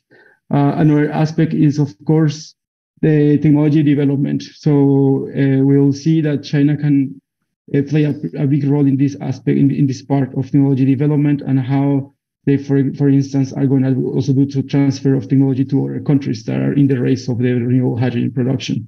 So we will see, we have all eyes on China a little bit on the electrolyzers development and how they will contribute to scale up the market of renewable hydrogen, and also to make it a bit more competitive and to also be replicated maybe in different geographical regions. Thank you, this energy transfer. So I think that this kind of ambition targets, what will trigger is a more global market, like more ambitious market for hydrogen, and the role of China is going to be very important, not only as a renewable hydrogen producer, but also as a hub for innovation and technology development. Thank you very much for your interpretation, Mr. Barrera. We will get back on the topics of production capacity and markets in a few minutes. Now I would like to once again go back to Mrs. Zhang. EV100 is a national think tank with a branch office in Shandong province. This province is rich in oil and gas resources, and it hosts widespread industrial activities like oil processing and chemicals, metal smelting, and it operates large capacities for electricity and heat generation. My question to you is, what are the prospects of regional cooperation on hydrogen from renewable energy between Germany and China, and more broadly between Europe and China? Please explain.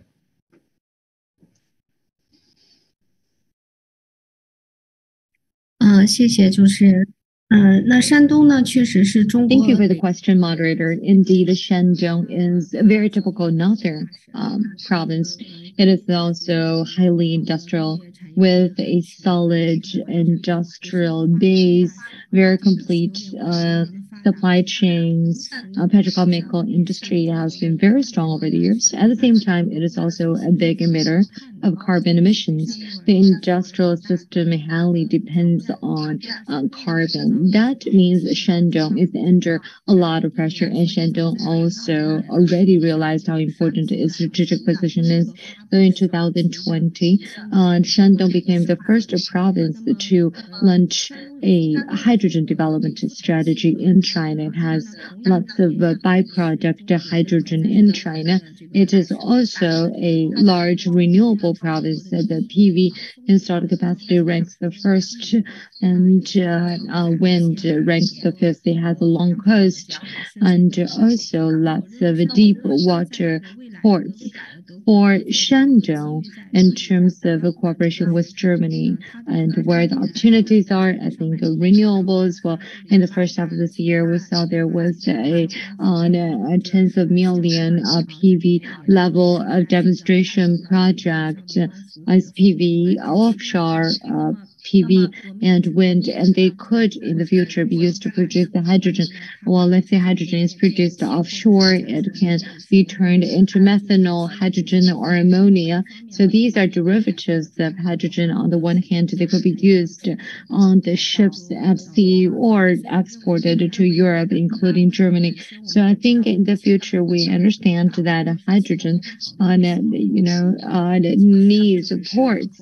Not that there are no ports actually have lots of machinery that could be used for hydrogen.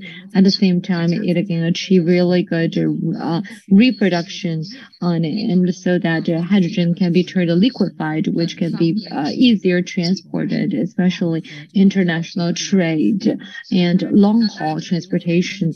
At the same time, there are a lot of homework that must be done.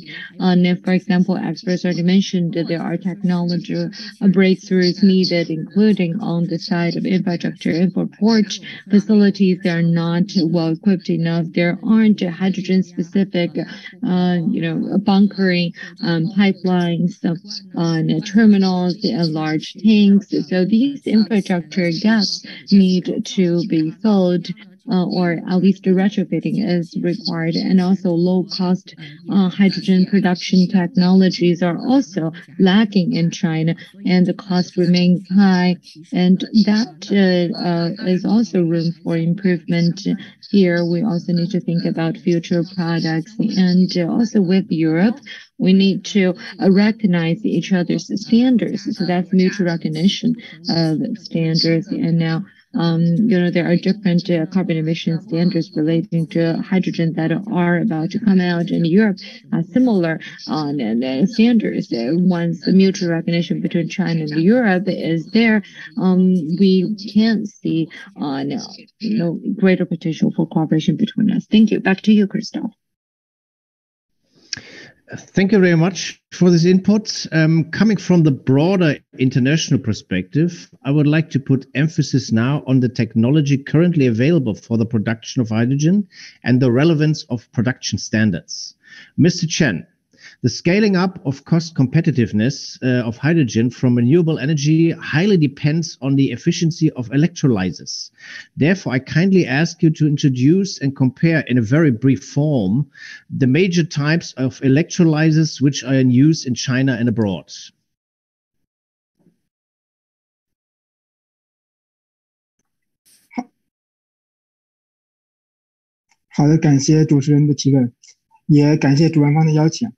Thank you for the question, Christoph, and great thanks to the invitation. We understand there are two things about the cost. First is the cost of electrolyzers, and there are four types of technologies. One is ARK, and second is the time membrane, and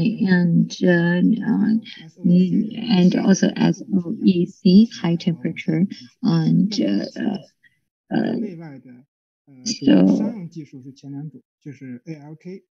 and solid oxide. And the first two are the mainstream here in China, especially electrolysis of water. First of all, these two are not new because for ALK, in terms of the industry of crystalline silicon has been used many years. And in terms of cost, we believe it is much lower, and it requires a stable power output. And the second technology started in aviation industry and later used in electronic industry at a great scale, but it is more environmentally friendly and it occupies less space, and it can also be coupled and complemented with a renewable based generation. But for electrolyzers, I believe its development and really is attributable to the cost reduction of the renewables. And so now the hydrogen production itself is more economical. And for renewable hydrogen production, China and Europe are the most active. And by 2025, according to the 2025 to 2030 plan, is going to be 100 to 200,000 tons of renewable hydrogen. And Ms. Wang Li already mentioned there are a lot of green hydrogen projects in China, especially in Mongolia, in which province alone, and by 2025 is about 480,000, almost 500,000 tons that will be produced. And for Europe, it is about 1 million tons, and by 2025, it's on self-production of 10 million tons. And according to estimates, by 2030, the scale of China will also exceed 10 million tons. Well, that's about 70 to 80 gigawatts of installed capacity without electrolyzers. With that, ALK and TEM technologies will have a huge potential. So for global technologies, there are some differences. In North America, Putin and Cummins focus on PEM technology and less about ALK. But in Europe, ThyssenKrupp and Siemens and ITM actually are developing the two technologies in parallel. For East Asia, China and Japan have the relevant technologies. ALK is enjoying the lead. By technologies, in the West, especially Europe and America, the hydrogen production technology is relatively mature. PEM is more costly, but it is actually very similar. It's about $7,000 to $10,000 per cubic meter. And for PEM, it can be 500 per electrolyzer. For system integration, it can be 1,000. But in China, ALK is more mature, especially for 1,000 to 1,500 in capacity. China is offering good value for money, and the system cost is within $15 per cubic meter, far lower than the comparable products. PEM is still at the early stage of development and commercialization, very much slower than the international level. Now, the 200 cubic meter electrolyzers has been commercialized, but not for a long time. So its cost by 2021 is at a par with the international level. But this year, according to our market survey, domestic vendors have already reached the $6,000 level, but still the cost is quadrupling that of ALK. So at the enterprise level, the Western electrolyzer companies tend to be the large and established multinationals. They tend to have a large capacity, a lot of experience, and robust technologies. But their Chinese counterparts tend to be those who transited from the chemical companies to hydrogen, or the new entrants. They have less of the branding power and technological reliability and scale. But from the other side, China's hydrogen production market is very dynamic and growing very fast. According to our statistics, this year, the number of vendors has increased from 10 to 40. in terms of those who have already launched the supply, and more than 50 has announced their entry into the market, and most of them focus on ALK. And the leaders of also the fuel cell companies are expanding their layout in the electrolyzer, and the new entrants typically start with ALK equipment manufacturing. In the future, building on the trend nowadays in China, US, and Europe, the capacity can be integrated. Cummins is a good example, with the European and American technologies married with China's manufacturing capacity. So in both China and the international market, their products are set to be competitive. Thank you.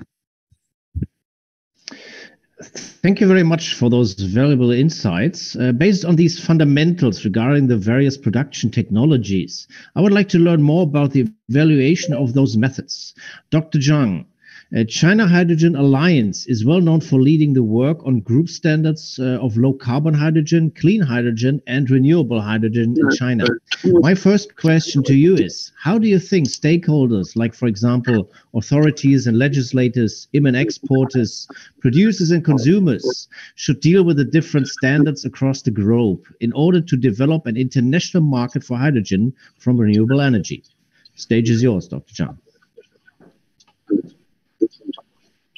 Thank you, Mr. Moderator, for the kind question. And I would like to thank the organizers for the invitation. By the end of 2020,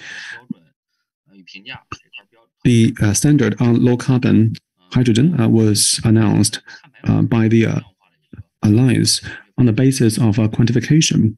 We were the first in the world to produce that kind of a standard, and that is also benchmarkable to the European standard on the green hydrogen certification project.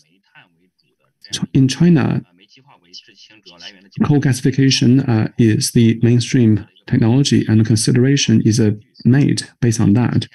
So the data are benchmarked to coal rather than natural gas as the feedstock of nitrogen production.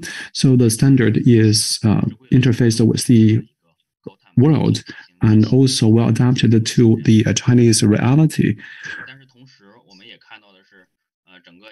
So we have also seen that in the hydrogen industry, so the what is tested is not only the emission of the hydrogen products themselves, but also the upstream and downstream of the industry, including the life cycle emission of the equipment manufacturing in the EU to support the new Green New Deal. And new policies have been launched to cover battery and automobiles and assess their carbon footprint and the upstream emission with clear requirements. So globally, we believe that we focus on hydrogen not only for hydrogen products per se, but the equipment, life cycle, carbon emission, and a footprint, and that is a trend. In terms of the international standardization, we need to do the following things. First, we need to increase the capability and the methodology of the industry for carbon accounting and statistics. And the supply chain of hydrogen is long, involving a lot of the emissions upstream to the downstream. The statistics is highly complex. And in China, the uniform standard system is not yet in place. Along such a long chain for this energy product, the standardization cannot be achieved by simply hydrogen producers. It takes the stakeholders along the industrial chain from R&D to scrapping. The accounting and estimation and calculation shall be made by all of them. We also need to promote international mutual recognition of the carbon footprint and align the accounting standards so as to promote the global mutual recognition and adaptation of an alignment of standards. The key is to use real data for international benchmarking by energy mix, recycling, and technology, China has assumed global leadership in some segments.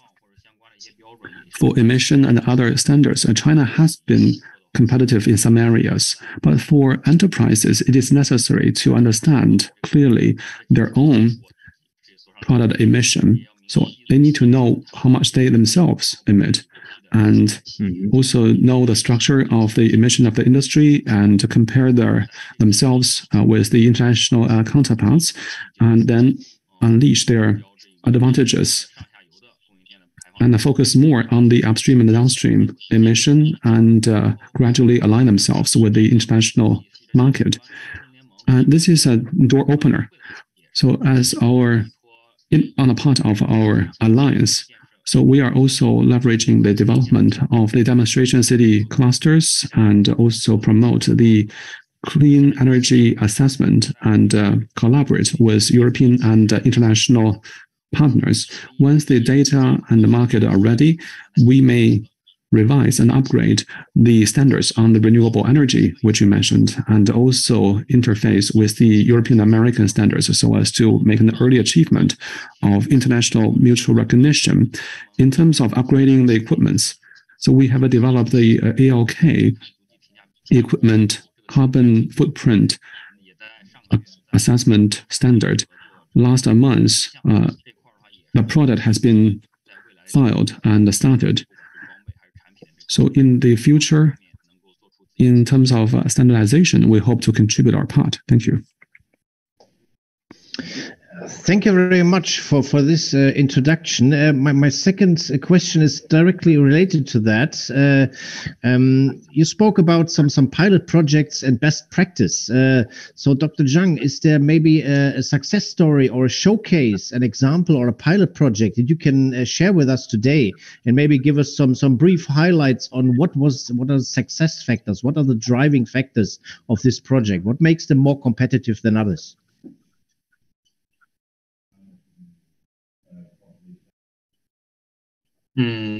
这一块的话，其实像刚才像主持人提到的，这块中国在未来的这个 As you said, Mr. Moderator, in China's renewable hydrogen market, the various enterprises will continuously learn from the equipment manufacturers of the wind and solar energy.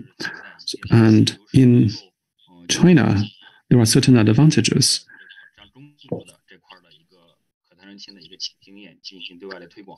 To also promote Chinese hydrogen experiences to international counterparts. First, we have a lot of resources for developing renewable hydrogen. There is also a lot of potential within 9 years, we have become the largest investor of renewables and also the largest in terms of installed capacity for wind and solar. China has also a lot of big territory and a lot of offshore space. And China is now also improving and trying to optimize the landscape. And recently, new policies has been issued to develop a large power generation bases on the desert and other unutilized territory. So that will provide the renewable hydrogen with a lot of scenarios of application. And China also has the manufacturing capacity, and that will make it easier for the development of the relevant facilities. There's a school of thought with more green and low carbon energy carriers developing. Energy has turned more from resources into manufacturing in nature. And over the past few years, along the value chain, China has 50 to 90% of the production capacity for wind and solar, and the same may happen for renewable hydrogen. As an example, offshore wind equipment can be cited. 2 years it was 6 megawatt. Last year it was 10, and then further on it can be 15 megawatt per unit. For such equipment manufacturing, China has been working on scaling and cost reduction so as to provide good equipments for developing the offshore wind resources and also the liquefaction of hydrogen in demonstration projects. China announced the capacity for that. It was 2.5 tons per day, and this year the test is 10 tons per day in the pilot projects. And the supply chain for liquid hydrogen is now based on that. China is also good in terms of scaling of its demonstration projects. In Europe and China alike, a lot of attention has been paid to scaling the production of hydrogen with renewables through demonstration projects. You have got 100 megawatt in size for those projects. So far, the scaled renewable hydrogen demonstration projects in China and Europe are similar in size. Maybe the size even smaller, bigger in China, including the Kuche project in Xinjiang and also the gigawatt level carbon neutrality demonstration zone in China. The carbon production and carbon hydrogen can be demonstrated in those scenarios. So China is also committed to international energy cooperation.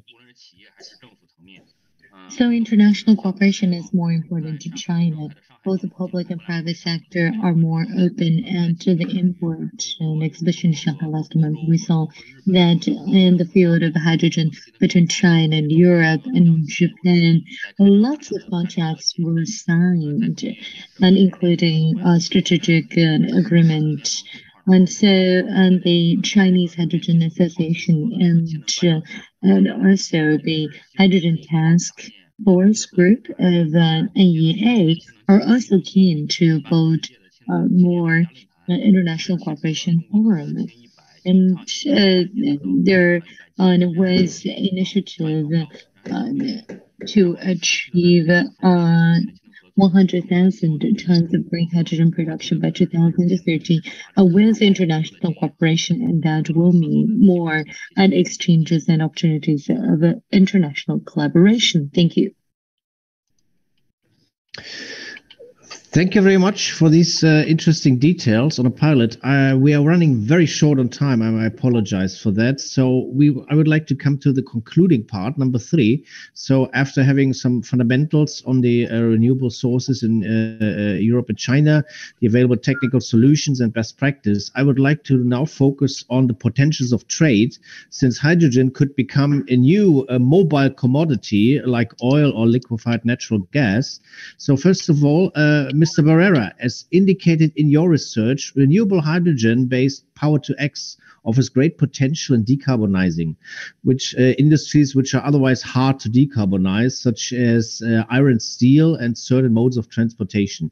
Could you very briefly, in about 2 or 3 minutes, explain to or give us your comments on the sectoral changes, and in particular, how hydrogen derivatives could promote international hydrogen trade? Sure, thank you. Yeah, so as you mentioned, like the other applications for hydrogen are focused on these non-regulated applications, as mentioned, we have discussed before. Also because of the requirement of, for example, renewable energy to the production of hydrogen. And then we see that we have countries that have larger energy needs than others, and at the same time, other countries with a larger potential for renewable development and less constraints in terms of geographies and space and resource itself for the development of renewable energy. So this creates this trade that we have also been discussed a little during the panel discussion, and these trade options between different countries. And what is very interesting for renewable hydrogen is that we have a larger geographical perspective that we have for different type of renewable energy resources. So in the trade of hydrogen, we have countries in the global south, for example, in regions like Africa or Latin America, or even in the Middle East, with a larger potential for renewable hydrogen development. that can trade these two other regions like Europe that would require a larger energy needs and don't have the best conditions for this full deployment of renewables to cover the hydrogen needs that they would require in the industry. And then, I mean, the challenge here is the transport of hydrogen. As we know, is a molecule that is quite different to other molecules when we talk about compared to, for example, natural gas. So the transport infrastructure is going to be quite different. And then the PTX products play a big role in this. So the distance for this trade will constrain a little bit if we're going to talk about trading hydrogen itself. Or if we talk about shipping, for instance, we can talk about these other PTX products when they place when other components like is ammonia or methanol will play a larger role. And if we talk about synthetic fuels, also is going to be a quite important way of transport. So I think these trade options or this whole market, the global market for hydrogen, have different attractiveness for both parts. So for emerging economies, it's a new opportunity for them for economic growth or to have like a new way of developing and also growing industry and to a certain extent.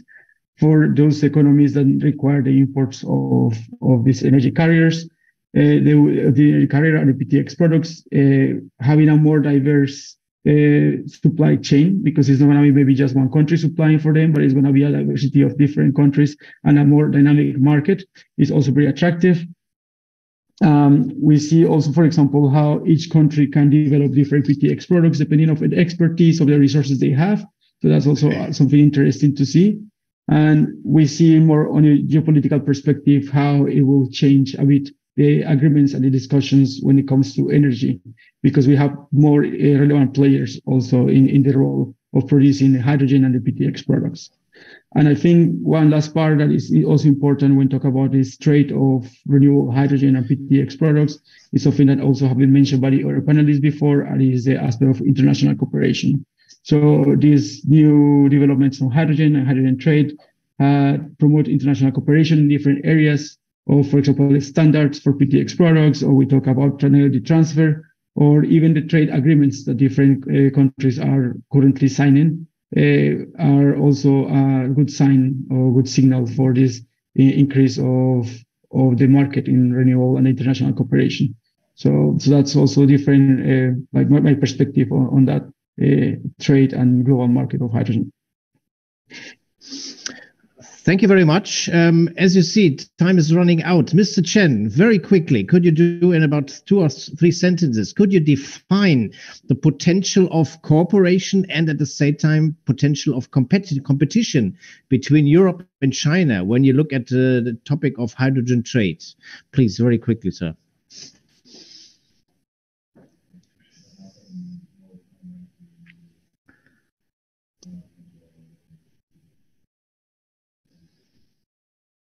Hydrogen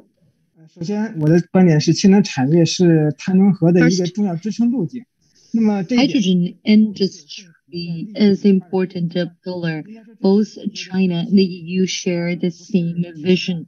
I see more opportunities than challenges in this regard. Both of us are strong supporters of carbon neutrality. We have a similar scale of hydrogen applications in Europe as a pioneer of technologies. Well, we see that China has greater determination, which can be translated into opportunities for Europe. To my knowledge, there are hundreds of European companies in hydrogen that have presence in China, and including equipment manufacturers, the WEHOMB, on auxiliary material suppliers that are providing great momentum to China's development as well. And take Fozia, which acquired Chinese companies, including Jingli. And that really is is facilitating partnerships between China and Europe, but China once again has low cost manufacturing and well-established infrastructure.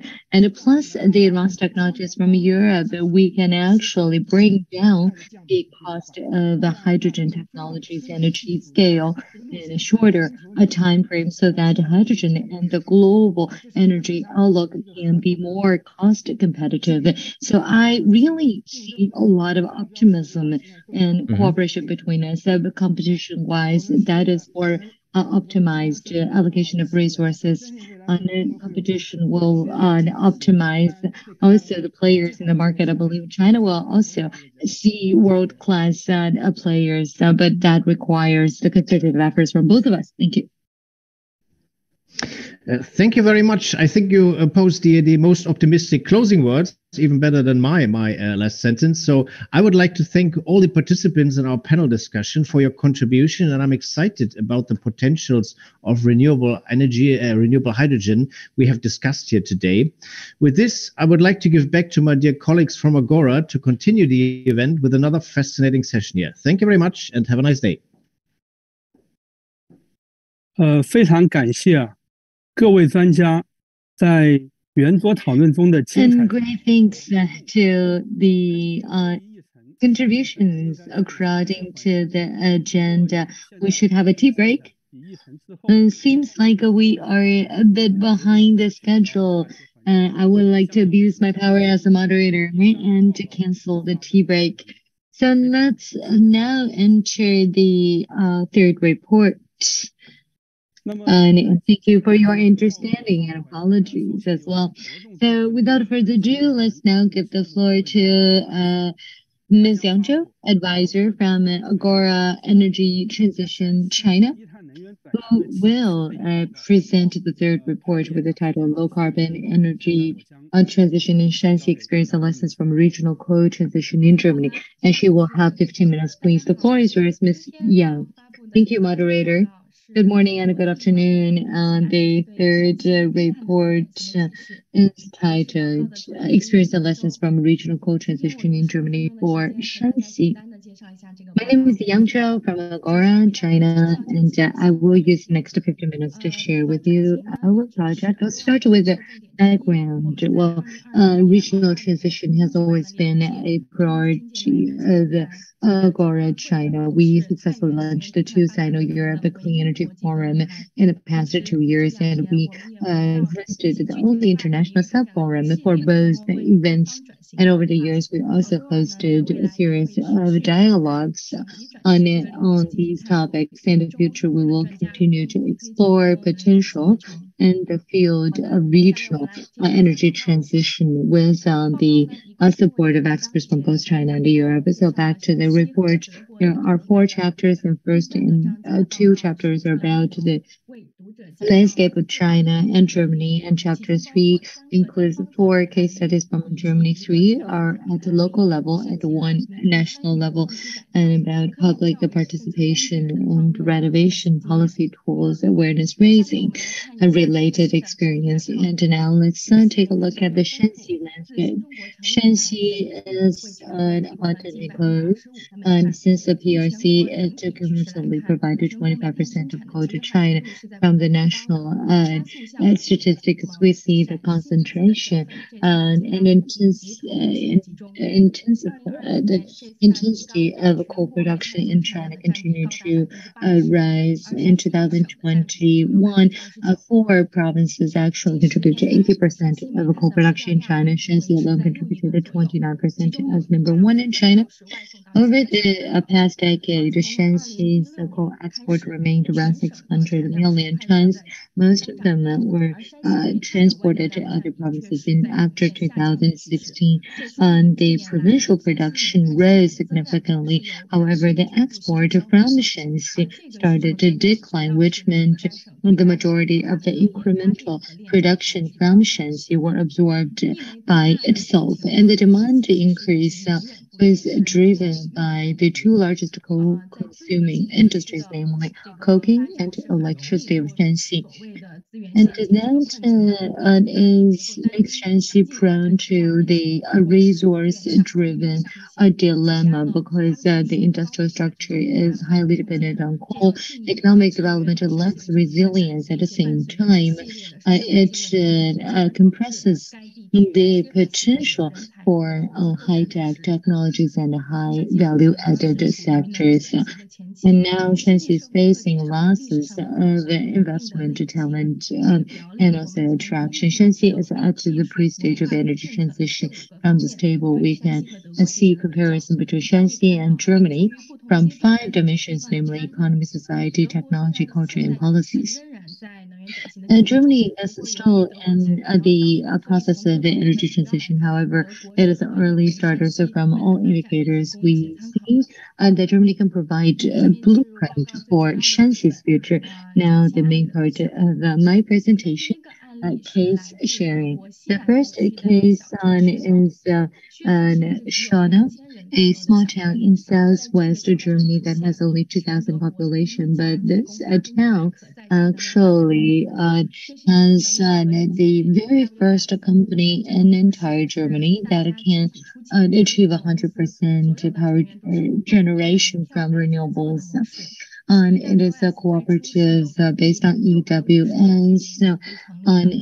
The funding came from 650 residents in the town, but now the membership has grown 10 times. In the beginning, they just wanted to forfeit nuclear, and then they decided to go low carbon, decided to go both coal and nuclear free. Local residents realized that only when they get the right the grid operations back from the monopolies in the generation sector could they actually ensure their right to use clean and safe power. After 2000, such models started to become more and more popular, and there is a German word that's called people's energy in Germany. The government also provides great support to such models. Membership has expanded to 220,000, and the output of their cooperative accounted for 3.5% of the national total in Germany. The share seemed small. However, the power covered a lot of the remote areas and a lot of places which are not suitable for centralized power supply or heating. Many of the projects are distributed. A similar story can be also benchmarked to China's endeavor to have the so-called rooftop distributed PV pilot projects in Chinese counties. In 2021, 676 counties were included into such a program, but difficulties occurred in some places. These projects are distributed and complex to manage, and they were the markets where the state-owned enterprises neglected, but because of the packaging and consolidation, this market became lucrative and attractive, and state-owned enterprises also rushed to this market and squeezed out some private companies. In the distributed rural development, state-owned enterprises lack experience and have more practical difficulties, but the private companies have been the mainstay of development. However, they lack access to resources. Then problems happened. So in reference to the case of Schona, the key is to break the monopoly of these state-owned enterprises. Local governments has a key role to play. They are responsible to provide a level playing field of all developers and encourage new business models and private companies to participate. The transformation will create both dividend and a cost.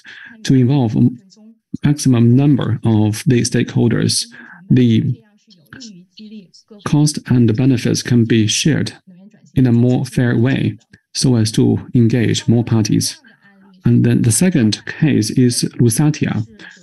This place was the second largest lignite producing region, crossing 2 regions in the northeastern region of Germany. The old mines were retrofitted to be Europe's largest man-made lake area, covering 14 1,000 hectares or 140 square kilometers. The West Lake in Xihu is a scenic spot, and this lake is triple the size of the West Lake of Hangzhou City. This is the comparison of before and after. The same place, same angle, but different views. In Lusatia, the key learning point is that the government had clear roles of different departments, and the policymakers, sponsors, and implementers do their own part effectively. To implement the rehabilitation project, a state-owned enterprise was set up. LMBV was set up by the federal government to take the overall responsibility of the implementation. Early 1990s, the various departments set the SOE to be the sponsor, and the federal government would contribute most of the funding, and the state government providing the minority part of the funding. And later on, when the SOE was set up, the federal government stepped back to the backstage and diminished its role, and the SOE bridged the government and the private sector and between the federal and the local levels to enable effective implementation. China needs to learn from that. In the key provinces in China, we believe that transformation also requires a dedicated agency to implement the transformation task mandated by the central government. Then a permanent transformation institution is needed so that the energy, industry, economy, culture, and education departments all need to join, and then guided by a long-term plan, the transformation plan can be effectively implemented for the long term. The next case is very famous, Ruhr region. So there is a long coal history and also a long history of the transition from coal. Here we only focus on one aspect of that, namely drive the transformation by education. At the peak, the rural region only had one university, but now this number has increased to 22, and that is the European region with the highest concentration of higher education. To drive transformation with education is an important experience of Germany. And in terms of investment into R&D, Shanxi lagged far behind the more developed provinces, and the R&D cost versus the GDP level is also lower in Shanxi than the national average. There's a city in this region, Gelsenkirchen. There were a lot of the coal burning furnaces for steel making, so it was called a city of 1,000 fires. But by developing schools and universities, this old label was taken off and replaced with a new name, City of Education, a learning city, given by the UN. So with education, renewables can be better and quicker deployed, and this city has also turned into a city of 1,000 suns. To roll out education, we can change the personal identification of the locals. With a new mindset, they can break away from coal and give a new life to the city. So the people in the city will accept a new way of living and empowering the younger generation with a new vision. The final one is the co-exit reverse auction system in Germany. So that is the most important policy measure in the exit from coal. By auction, the government encourages the coal-fired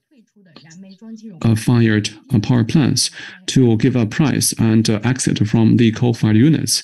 You have more details in the report, and in May there is a specific report on that. One of the co-authors is the moderator of the upcoming panel discussion. You can stay tuned to what he has to offer. She has to offer. So by that, we can tell in terms of implementing the transitions, the government needs to avoid the one-size-fits-all administrative orders. Instead, carrots and a stick shall be both offered, with more of the carrots and less of the stick.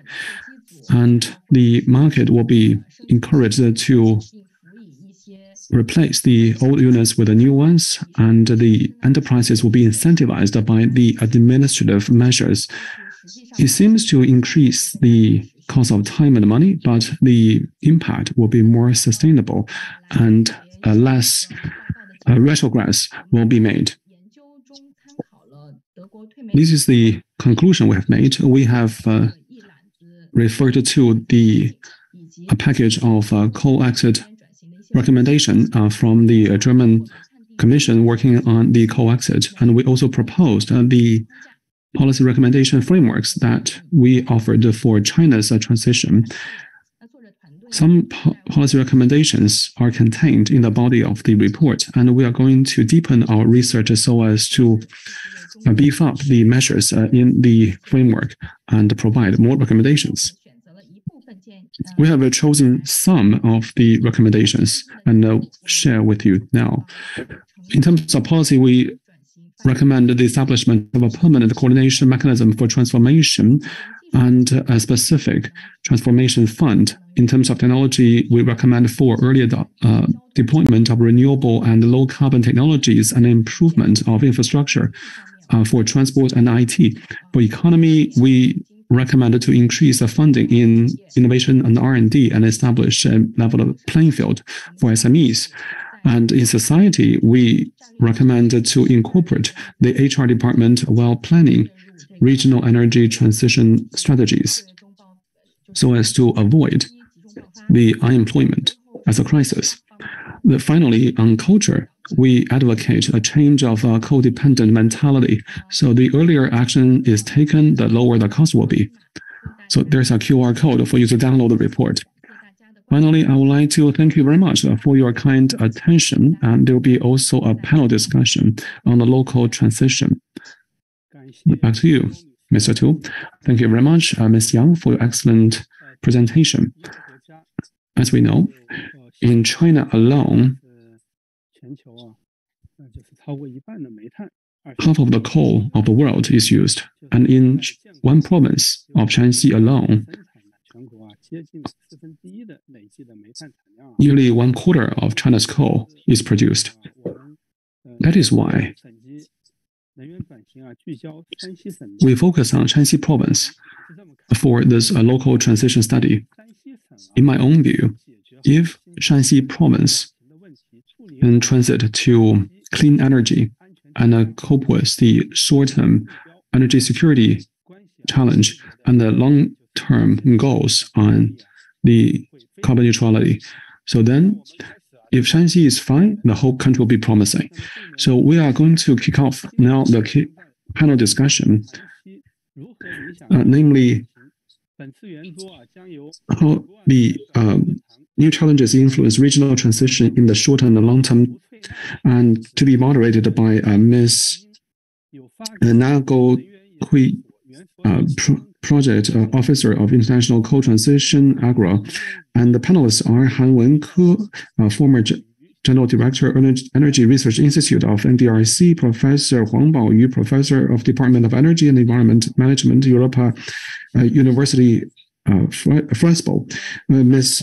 Han Dong and Vice President of Shanxi Academy of Social Sciences, and Ms. Eike Hoffman, Head of Department Project of Development Program, Ryan Development Program. Now you can start this session. Yes, thank you very much. Good afternoon and hello from my side. My name is Na, as Kevin already introduced myself. I would like to welcome everyone on the screens to our last session of today's workshop on regional transition. Thank you, Joe, for your input here. Now I would like to go over to our panel discussion, which will focus on how the new challenges influence regional transition in the short and long term. And for that, we have invited our 4 experts, 2 from China, 2 from Germany, to give us their view and input here. I would like to go directly into the panel discussion and start with the question to Mr. Han Wenke. So with the frequent global geopolitical conflicts and the ongoing energy crisis in Europe and rising inflation in many countries, how do you think China's current energy policies and long-term climate goals have been affected here? Please go ahead.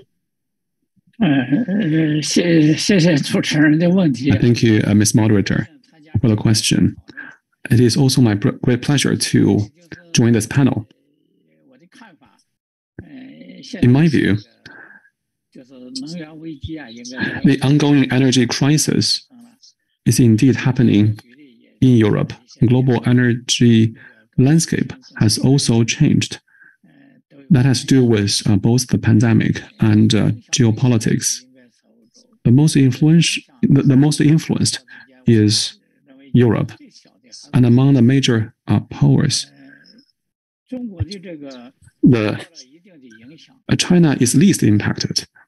There was some impact. But for climate change and energy transition,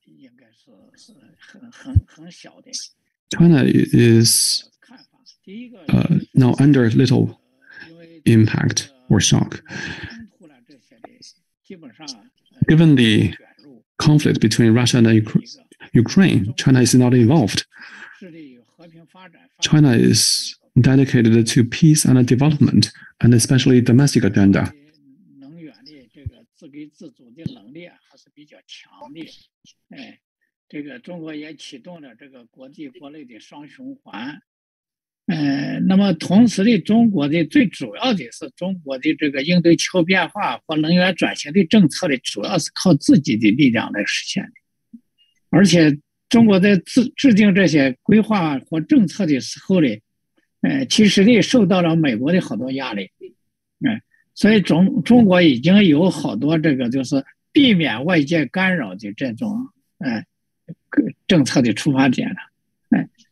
也做到了这些，所以从现在这个状况来看呢，就是中国第一个的应对气候变化，我认为它没有减速。虽然说中国的这个煤炭的生产量和消费量，没降下来多少，但也没增加多少，就是它增长的幅度啊是非常非常小的。而且这个呢，根据我们的判断呢，这是跟中国的过去的发展的历史。和今后发展的前景我打扰一下，我们的那个翻译现在没有，就是英文频道没有翻译了，请您稍等一下，我们处理一下技术问题，好吗？好，等一下Thank you very much, Mr. Han Wenke. We had some translation problems here, but I think I will jump next to Mr. Professor how you and I would like to ask him, how would you see the influence of the energy crisis that Europe is undergoing now on its energy transition agenda, especially for the coal regions? Thank you. Thank you very much, Agora Energiewende, for organizing this nice talk, and thanks for everyone for being here. And I'm focusing basically on the research on coal transitions in Germany, but also internationally. I sadly cannot be in China at the moment, but I'm actually, for example, at the moment in South Africa, where we see similar problems. So therefore, I think it's interesting to exchange our experiences. I think the energy crisis is a very complicated matter. And I think something that most people are not aware of is that one of the big drivers of the energy crisis in Europe at the moment is that we have little nuclear and little hydropower within Europe. So therefore, this makes it even more complicated as gas and coal is more expensive and the nuclear and hydro are not as reliable as we thought. So therefore, if it wouldn't be for renewables uptake, we would be in much more problems, so to speak. And then now coming a bit more to the question of what does it mean for coal regions? I think the biggest thing to stress is there's no shift in Germany's plan to phase out coal. In fact, Germany still wants to phase out coal, not 2038, but even 2030. So the end date is actually even moved forward. However, in the medium term, we might use a bit more than originally planned. So basically, we are shifting a bit, using more coal in the 2020s than anticipated, but therefore phasing out earlier than planned originally. So therefore, our long-term target is nevertheless to phase out coal. And I think one thing that the energy crisis also did show us is that being reliable on fossil fuels is a very risky business. So therefore, it makes sense to phase out fossil fuels, not only for climate aspects, but also for political aspects. So therefore, the general support for renewables across societies, across countries in Europe is growing. So therefore, I think the important thing for coal communities is to communicate this wisely, not to tell people, okay, now we have to go back to coal, but to basically say, okay, this year and next year, maybe we use a bit more than anticipated, but we still are planning to phase out. So therefore, there's no change in long-term targets. And we need this certainty for investment planning, for the actors on the ground, for different new opportunities to pop up, to know that there will be people looking for jobs in new areas. So therefore, I think this is important to stress. And therefore, I think that the energy crisis is not something we wished for, but my hope is still that we can use it in a positive way to basically come out of it stronger and then going towards more renewable, reliable, and freedom energy, so to speak, some people used to call them. So therefore, this is my hope for the future. Thank you very much. Thank you very much, Mr. Professor Paul Yui. Yes, indeed, using the energy crisis positively. Now I would like to go more into the provincial level and ask Mrs. Han Dongji the question of, with rising energy security anxiety across the globe, China has reiterated the role of coal as an important energy source to ensure energy supply security. And this year, national coal demand has grown fast. Will the current situation undermine Shaanxi's motivation to advance energy transition agenda? And also, what is the most difficult challenge Shaanxi is facing?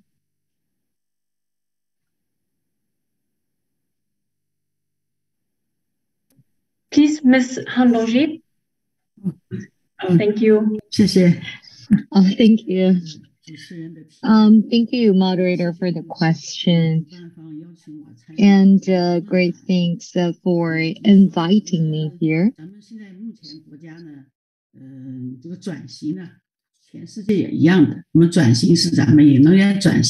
transition is everywhere. It is the inevitable and irreversible trend. China already put forward the 2030 and 2060 goals. For Shaanxi province, a coal and energy province as well as a carbon emitter in China. It matters as to how Shaanxi plans to strike a balance between energy security and low carbon development. I think we are under tremendous pressure today, for the challenges that we face at present. First, China depends a lot on imports, including natural gas and petroleum. So independence is low, and volatilities in the international market will affect the Chinese energy supply largely. And second, the dependence on coal remains relatively high in China over the decades.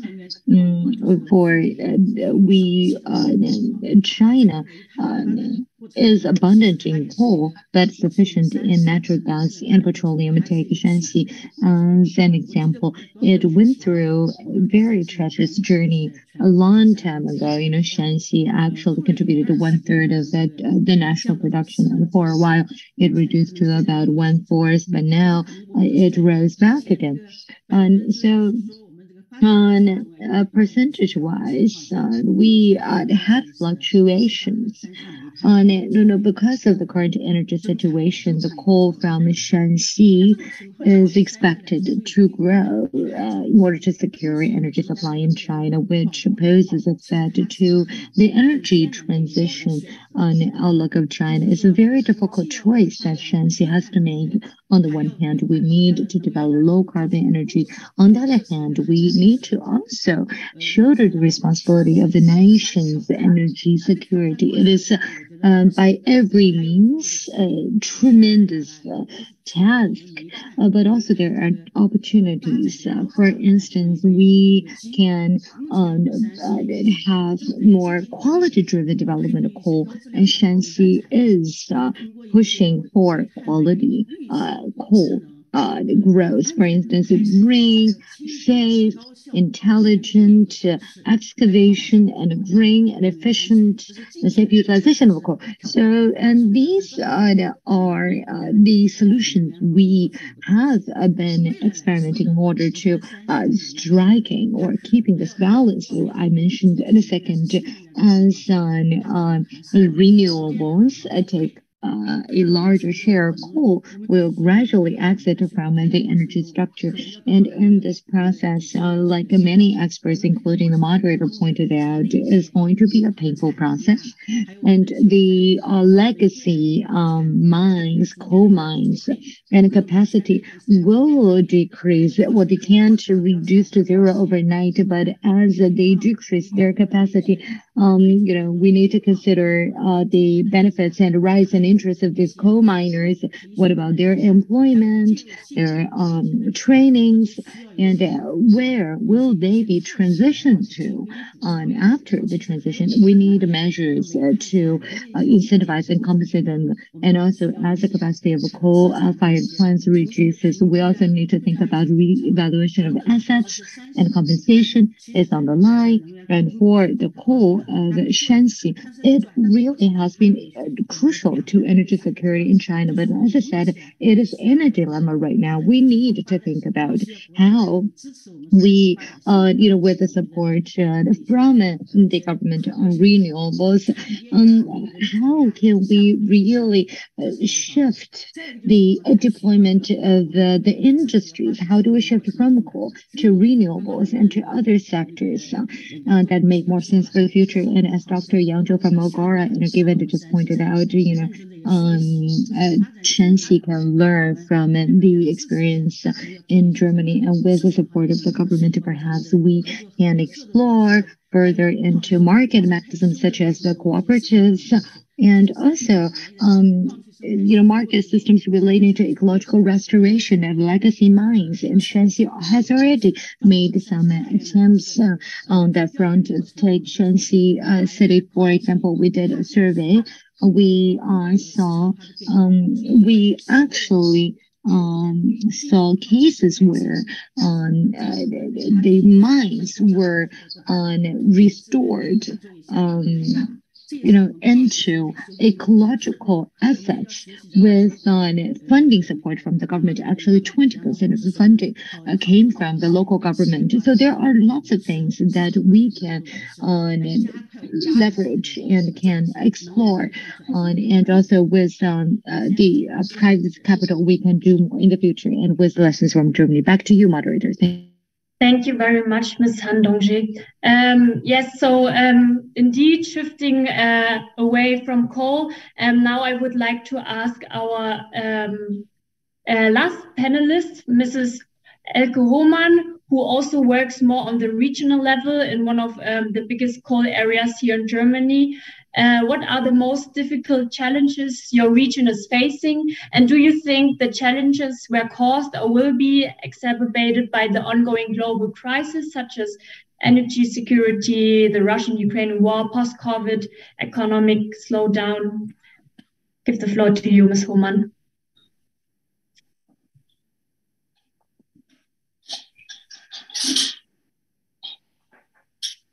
We can't hear you yet. No, I'm on. Thank you very much for the invitation. I feel very honored to be part of this discussion today. So just to give you a brief overview about what area we are talking about, it has been already mentioned that when we are talking about lignite mining areas, we refer to 4 areas or to 4 regions in Germany. So we have 3 regions in Eastern Germany. You have seen already a few pictures. And we have another region, which is the Rhinish mining area I'm representing today. And we are in the western part of Germany, next to the Dutch border. So our region extends in north-south, just to give you an idea, over a length of 100 kilometers and west-east about 80 kilometers. So our area, the blue one, has an area of approximately 5,000 square kilometers, which is 14% of North Rhine-Westphalia. And we have 2.4 million inhabitants in our region, and they represent 15% of the inhabitants of North Rhine-Westphalia, just to give you an overview about the size of the area I'm referring to. So what you can't see, but we have a very good infrastructure.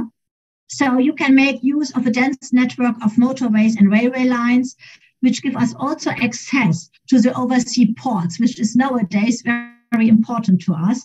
But we are also close to the final destination of the Silk Road, to Duisburg Harbor and Neuss. And we do have international airports very close. So we have Düsseldorf and Cologne, but also Brussels, Frankfurt, and Amsterdam are nearby. So when we are talking about open cast mining, that means that we have 3 big lakes in the end, similar to what you have seen in the Lusitanian area. They are called Inden, Hambach, and Garzweiler. But we don't have them nowadays. We have them in 40, 15 years' time. So talking about a transition process means to us also talking about a largest landscaping construction within Europe. So just to give you a brief overview or impression how it looks like. Now, would you mind to flip through the other charts, please? So that is how it looks like today, and also the other charts, please. So we are very rural landscape. We have several power generating plants. We have open cast mines that you can see in the next slide. And the other one as well. So this is one of the biggest open cast mines we have at the moment. It is approximately 400 meters deep. So therefore, you can imagine how long it will take to fill it with water. But talking about this means that we have 50,000 employees working in the energy-intensive industry and 15,000 jobs depending on lignite mining directly or indirectly. And they have 700 million euro gross wages or salaries. And we have approximately 800 million euro per annum order volume concerning 3,500 companies. And these companies are small and medium-sized companies, which are the basis of our industry region. So, and the last picture gives you an impression how our future should look like in the future. But coming back to your question now. We are in a huge transition process, and the coal phase out was planned for 2038. But I'm sure you heard it, that the decision by the federal government has been taken early in October this year, that the exit has been brought forward by 8 years. So that means the coal phase out is now 2030. And this means to us that the structural change must be achieved in half the time. And having this in mind, and also the geopolitical challenges underscore the need of structural change. So it is the aim of the German energy policy to achieve an energy supply based on renewable energy, green hydrogen, and also synthetic energized sources as quick as possible. And looking back in time, that means that we have to transform our whole industry in our region because we have energy intensive industry. And the energy was so far safe, available and also affordable. And when we are talking about the transition process, we have to make sure that the energy in the future is also safe, available, and affordable. So that means that we are facing a challenge of transforming the energy supply in a very short time by now. And with gas and gas-fired power plants as a bridging technology, it is quite difficult at the moment for us. So therefore, hydrogen is an option to us because hydrogen is, from our point of view, a central element in achieving the climate protection goals and also for the modernization of our region. So we do have already interesting projects in companies as well as in research institutes.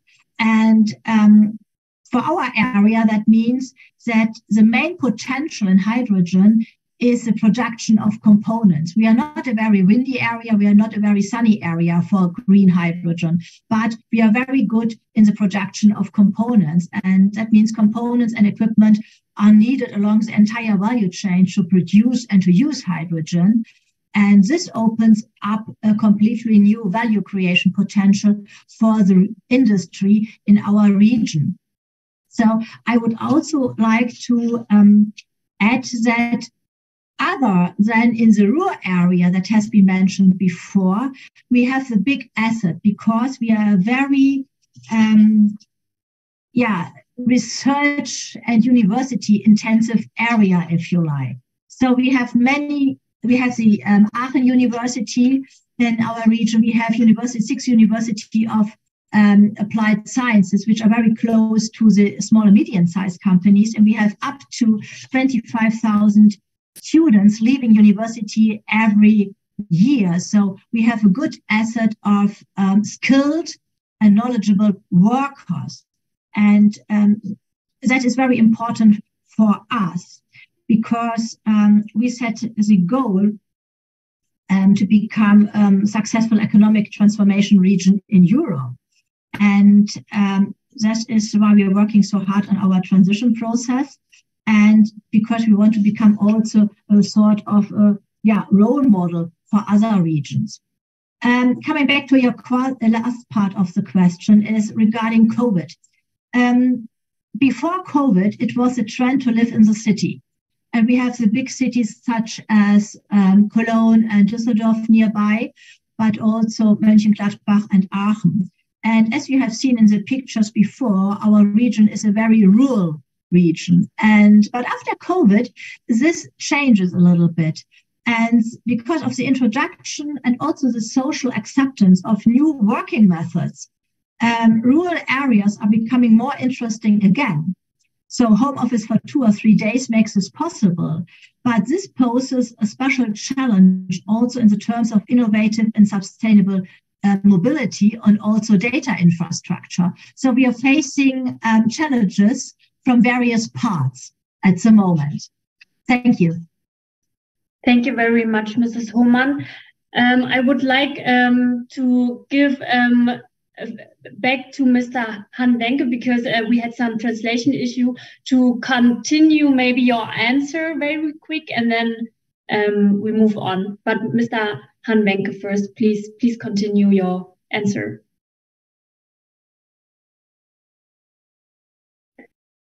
We cannot hear you. 简单说说，就是 Very briefly. Just now I said, my overall judgment is the following. The European energy crisis and the geopolitics have a very small impact on China's energy transformation and climate goals. In my view, in the next couple of years, China would keep to its course and has not abandoned its goals, but rather has intensified its efforts to achieve the previous goals. And the key areas, China is also working hard for wind and solar and other clean energy. In the past couple of years, China has invested a lot building, for example, centralized power plants in the desert. from 100 kilowatt to 450 kilowatt, and now further to even larger scale in the future. Moreover, for coal, oil, the abatement policies and objectives are clearer and clearer. In the next 5 years, the coal consumption will be reduced year on year. In many local plans, that has been turned into reality, and oil consumption will be also put under control. The consumption of oil is now growing very rapidly. In terms of electric vehicles, China is actually investing heavily and driving rapid growth of electric vehicles. Moreover, the coal-fired power will be subject to market-based transactions. The purpose of marketization is to link it with the emission trading. So by the constraints in the marketplace, less coal will be consumed. China is not decelerating, but accelerating its pace towards the transition. And now progress is going very well. But there are certain supply disruptions and also challenges of people's livelihood. So there is so if there's an undersupply, there will be some problem with people's life. So coal-fired power is now emphasized as the safeguard of supply in certain areas. But that is not to say it is going to stay with us forever. So okay, let's move on. So I've finished my previous answer. Thank you very much, Mr. Hanwenke. Thank you for all of you for your input. Now I would like to deep a little bit deeper and stay actually with Mr. Hanwenke and asking you with China pursuing a modernized and low carbon energy system. How do you perceive Shanxi's role in Chinese energy future, and what does a pioneer of energy revolution mean in this case? Please, Mr. Hanwenke. 首先呢，就是山西的这个，它在现在中国的这个能源体系 in the current Chinese energy system, in the past, Shanxi played a vital role as a supplier, especially for coal, which is still pretty dominant in the energy mix. The production of Shanxi did not decrease, but increase, because many provinces in China are reluctant to produce coal, especially in the south. The coal production decreased dramatically, or even stopped. And Shanxi and its neighboring provinces had a lot of coal resources. That is why the coal production is increasing in Shanxi. Having said that, coal is less and less important for Shanxi. By 2049, the coal production in China will slash to a very low level. That is a trend. China has long realized that. For the position of Shanxi as a pioneer of energy revolution, my understanding is the following. Shanxi is a major producer of coal, but the production will be cleaner, consuming less water and less destructive to the land and less polluting in terms of pollutants. And the employees, workers will be better protected. So Shanxi will keep pace with the times. So even the coal is produced, it is going to be produced in a green way and a modern way. The coal mines have been quite labor intensive and quite exhaustive in terms of labor. But by modernizing and digitalizing coal production, the workload will be smaller and less stressful. And the coal production will be more sophisticated and more eco-friendly and more powerful in driving local socio-economic progress. That is the first part. of the implication. Second, by calling Shanxi a pioneer, we hope Shanxi can develop also more of the clean energy, such as wind and solar, and consume more of the new energy. Shanxi itself also consumes a lot of energy. If Shanxi consumes nothing but coal and coal-fired power, many of the industries will not become cleaner and less carbon intensive. So these are the goals of the government by calling Shanxi a pioneer. So it is difficult for Shanxi to make a transition.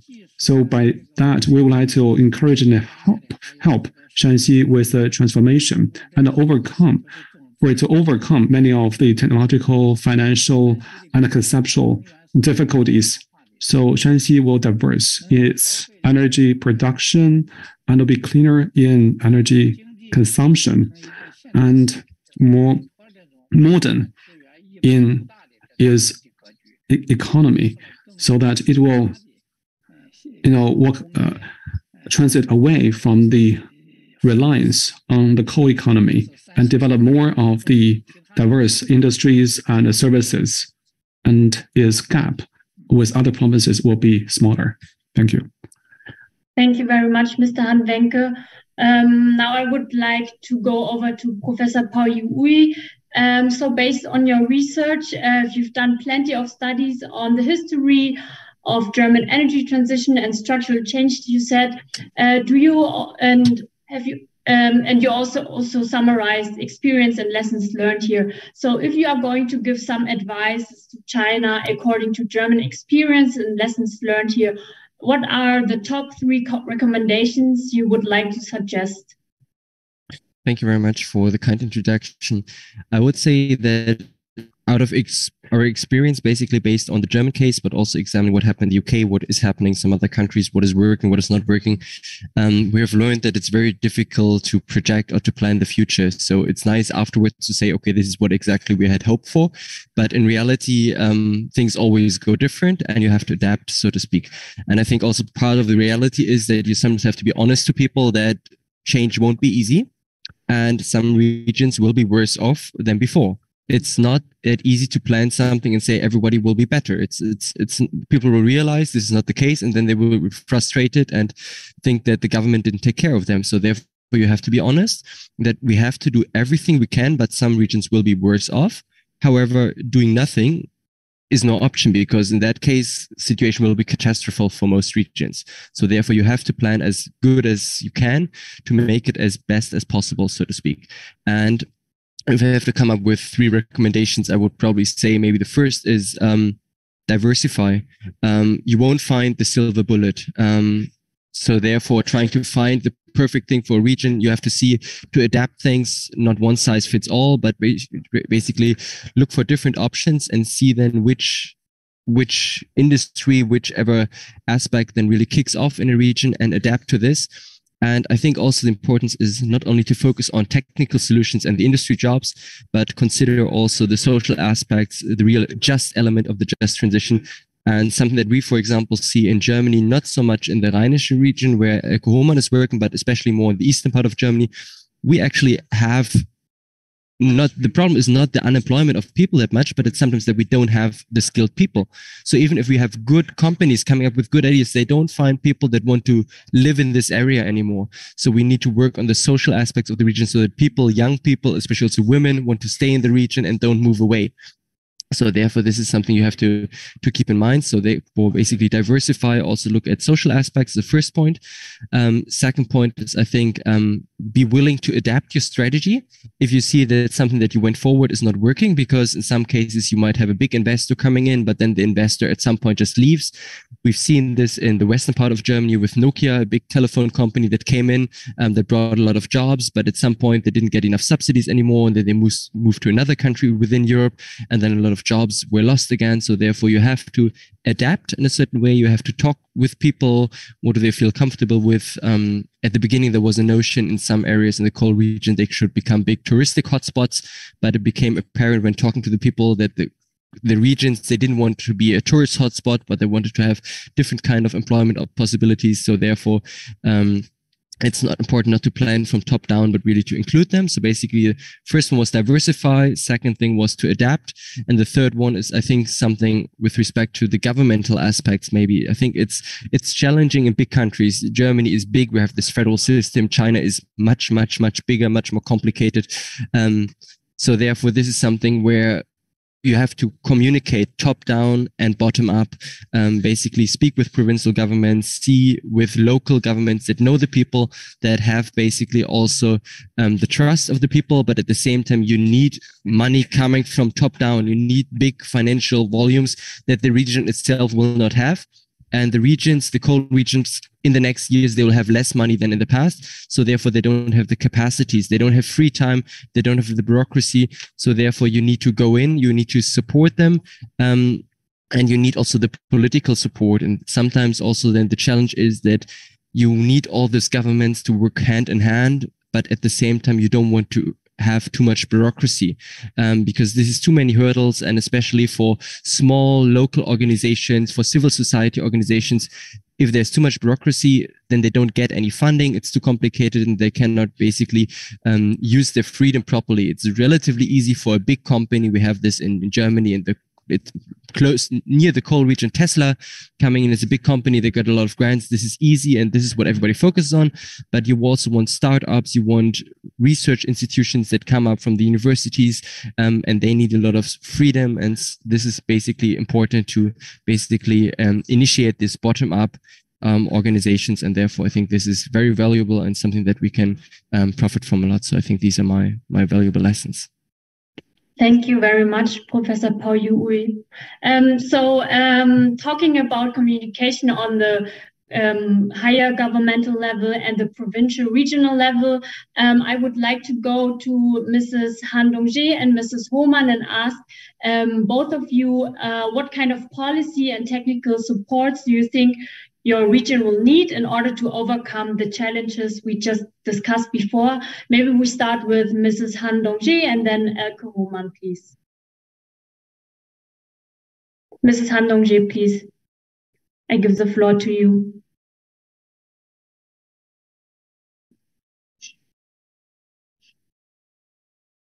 We can't hear you yet. You are muted. Can you please turn on your microphone? Thank you. Oh, sorry, I was on mute. Thanks for the reminder. Shanxi has come a long way in energy transition. The current difficulties, in essence, have been well deliberated. We should not go further in the dilemma that we are already in while securing energy supply. Shanxi is also a proactive actor in energy transition. We're developing, for example, hydro pumps, new energies, and sectoral coupling, including the coupling with the coal chemical industry. As Mr. Han mentioned, the clean, efficient, and diverse utilization of coal is the future, but the cost is high. In this process, there are hurdles that we need to resolve from social, political, and other perspectives so that Shanxi obtains all the support it needs to transit away from coal. The coal dependence of China remains high, even though new energy has a great momentum. Shares are increasing, but coal still accounts for over 55%. That is why for the in the near term, the coal consumption is expected to remain tremendous. That's why the clean, efficient utilization of coal, which is costly, require the support from the government, the private sector, and other organizations, so that the coal industry of Shanxi can gear towards a more quality-driven path. And as Mr. Han said, in the future, coal will exit. And as it does, costs, the legacy costs, including those for the coal miners and compensation, asset evaluation, require what we call just transition-based policies so that these coal regions can transit in a safe and fair manner. If possible, international cooperation, intergovernmental collaboration can be utilized so that new sectors and new energy related strategic industries can actually come to Shanxi in the future.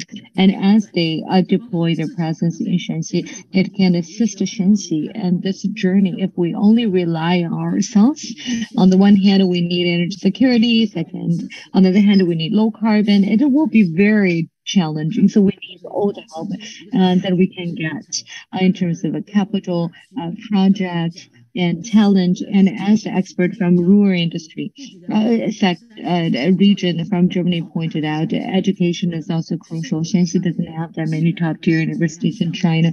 We need resources, talent, projects, and all resources possible to support our transition so that Shanxi can be empowered on this journey. And there are a lot of breakthroughs, especially when it comes to the ecological restoration of legacy mines and for the capacities that are really removed. The compensation comes from the companies themselves, and that hinders their motivation. That is why we want more joy in this journey, so that those legacy capacity and an old capacity can actually be transitioned in a fairer and just manner. Thank you very much. Back to you. Thank you. Thank you very much. And please go ahead, Ms. Hohmann. What do you need of support, political-wise, technical? Yes, I would like to underline what Professor Oy said already. So talking about a transition process, it's not a sprint, it's a marathon. It's a long-term project. Yes. And yes, you're right in saying that you can't predict the future and that doing nothing is not an option. And I can say doing such a transition process, you can't do it hand-free. And that is why we in our region gave us economic and structural program, if you like, some guidelines for our for the strategy we want to follow to overcome this transitional process. So that is what we do. And what is also important is to diversify. So at the moment, we have many energy intensive industry like chemistry or food or animal feed and mechanical engineering in our region. So we have to invest in more innovation. And that is why we want to turn into an innovation valley, if you like. So, but that means doing an innovation, we have to work closer with the university and the research institutes. And we also have to empower, especially our small and medium-sized companies. That is very important for us. So because we all need skilled workers. It's not only the people who are working at the moment in the mines or in the power generation plants, but we have to ensure their workplace, but we have also to create new jobs. We have to look for startups and for new companies in our area. And therefore, we do need a good and reliable framework conditions. They are very important to us. So, but with the Structural Strengthening Act, we do have this. That is the law that has been given from the federal government. So, and we do have a good framework conditions for the expansion for renewable energy, especially for wind and solar. And I said that we have also the landscape under construction. So we are planning new commercial areas, and those has to be designed in a modern and sustainable way. And the planning cycle for this, that has to be accelerated. And you're absolutely right, Professor Oy, we have to overcome all the bureaucracy. So it's good to be working, very concrete on plans, but bureaucracy is a different topic, and we have to overcome this. And the necessity of infrastructure that has to be quickly improved and implemented.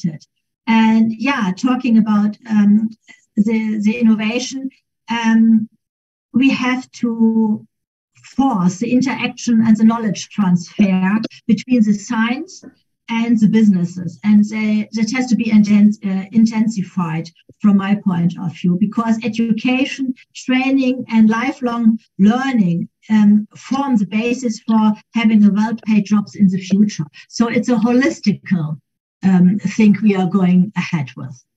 Thank you. Thank you very much, Mrs. Hohmann.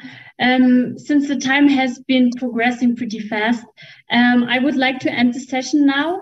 Thank you very much for everyone for this short but comprehensive round. And I would especially thank all the panelists taking their time to join the session. And of course, thank you to our listeners at home, in front of their laptops, home office, or at their office. I hope this last round was kind of enlightening for all of us. And now I would like to hand over to my colleague Kevin too. Thank you very much. Thank you very much, Na. 谢谢主持人和各位发言人啊，这真是一场 great moderation and great thanks to all the contributors to the panel discussion. My personal impression is a transition away from coal is not easy for any country in the world. International cooperation is necessary and crucial in the future. According to the agenda, we will now enter the wrap-up and outlook session. Let's now give the floor to Mr. Markus Stackenberger, Managing Director of Agora Energiewende, to present his comments and outlook. Please. Yes, thank you very much. It's my privilege to close this session today with a few last words. So let me really thank you and everyone, distinguished guests and speakers, colleagues in both China and Germany. Thanks a lot for joining the webinar today. I really hope you learned something about the transition of the energy systems in Germany and China, and you enjoyed the discussion. I did, certainly. And that we also learned something about the cooperation between our two countries, which is obviously very crucial in climate policy. Let me just remind ourselves that in today's times of really very turbulent geopolitical situations, we should really not lose the focus on the major global challenge of fighting against climate change. We need to stand united if we are to succeed in achieving our net zero goals. And I think both Germany and China really take their commitments very seriously. But I also think that we can even do more to achieve the 1.5 degrees target. We need to raise our ambitions, not only in Germany and China, but everywhere, but also here. We need to raise our ambitions whenever and wherever we can. We cannot afford to slow down and geopoliticize climate politics. But we should remember that climate protection, energy security, and peaceful development go hand in hand. Today, my colleagues have presented 3 reports on very different energy transition topics: transition of coal-reliant regions, coordinated distributed renewables development, and the potential of renewable hydrogen in China's industrial sector. I think these reports illustrate in multiple cases what lessons we can hopefully learn from each other, and that that mutual exchange and cooperation are really the key to a successful energy transition. So we really hope that the results of this energy transition project, which these reports are part of, will contribute to the Sino-German exchange and climate cooperation, and that with this we come one step forward, one step closer to achieving our net zero targets, hopefully achieving them even earlier than originally planned. In the German context, as we've learned, Germany is trying to speed up the energy transition. We passed the largest legislative package ever, promoting the development of renewable, sustainable heat, and really increasing ambitions, especially in the power sector. And so there will be more lessons learned and experiences that we would like to share in the future, building on the current developments. And we hope to use this platform, the EnTrans project, that's implemented by the GIZ with all the partners to promote the Sino-German bilateral exchange and really enhance the cooperation in the future.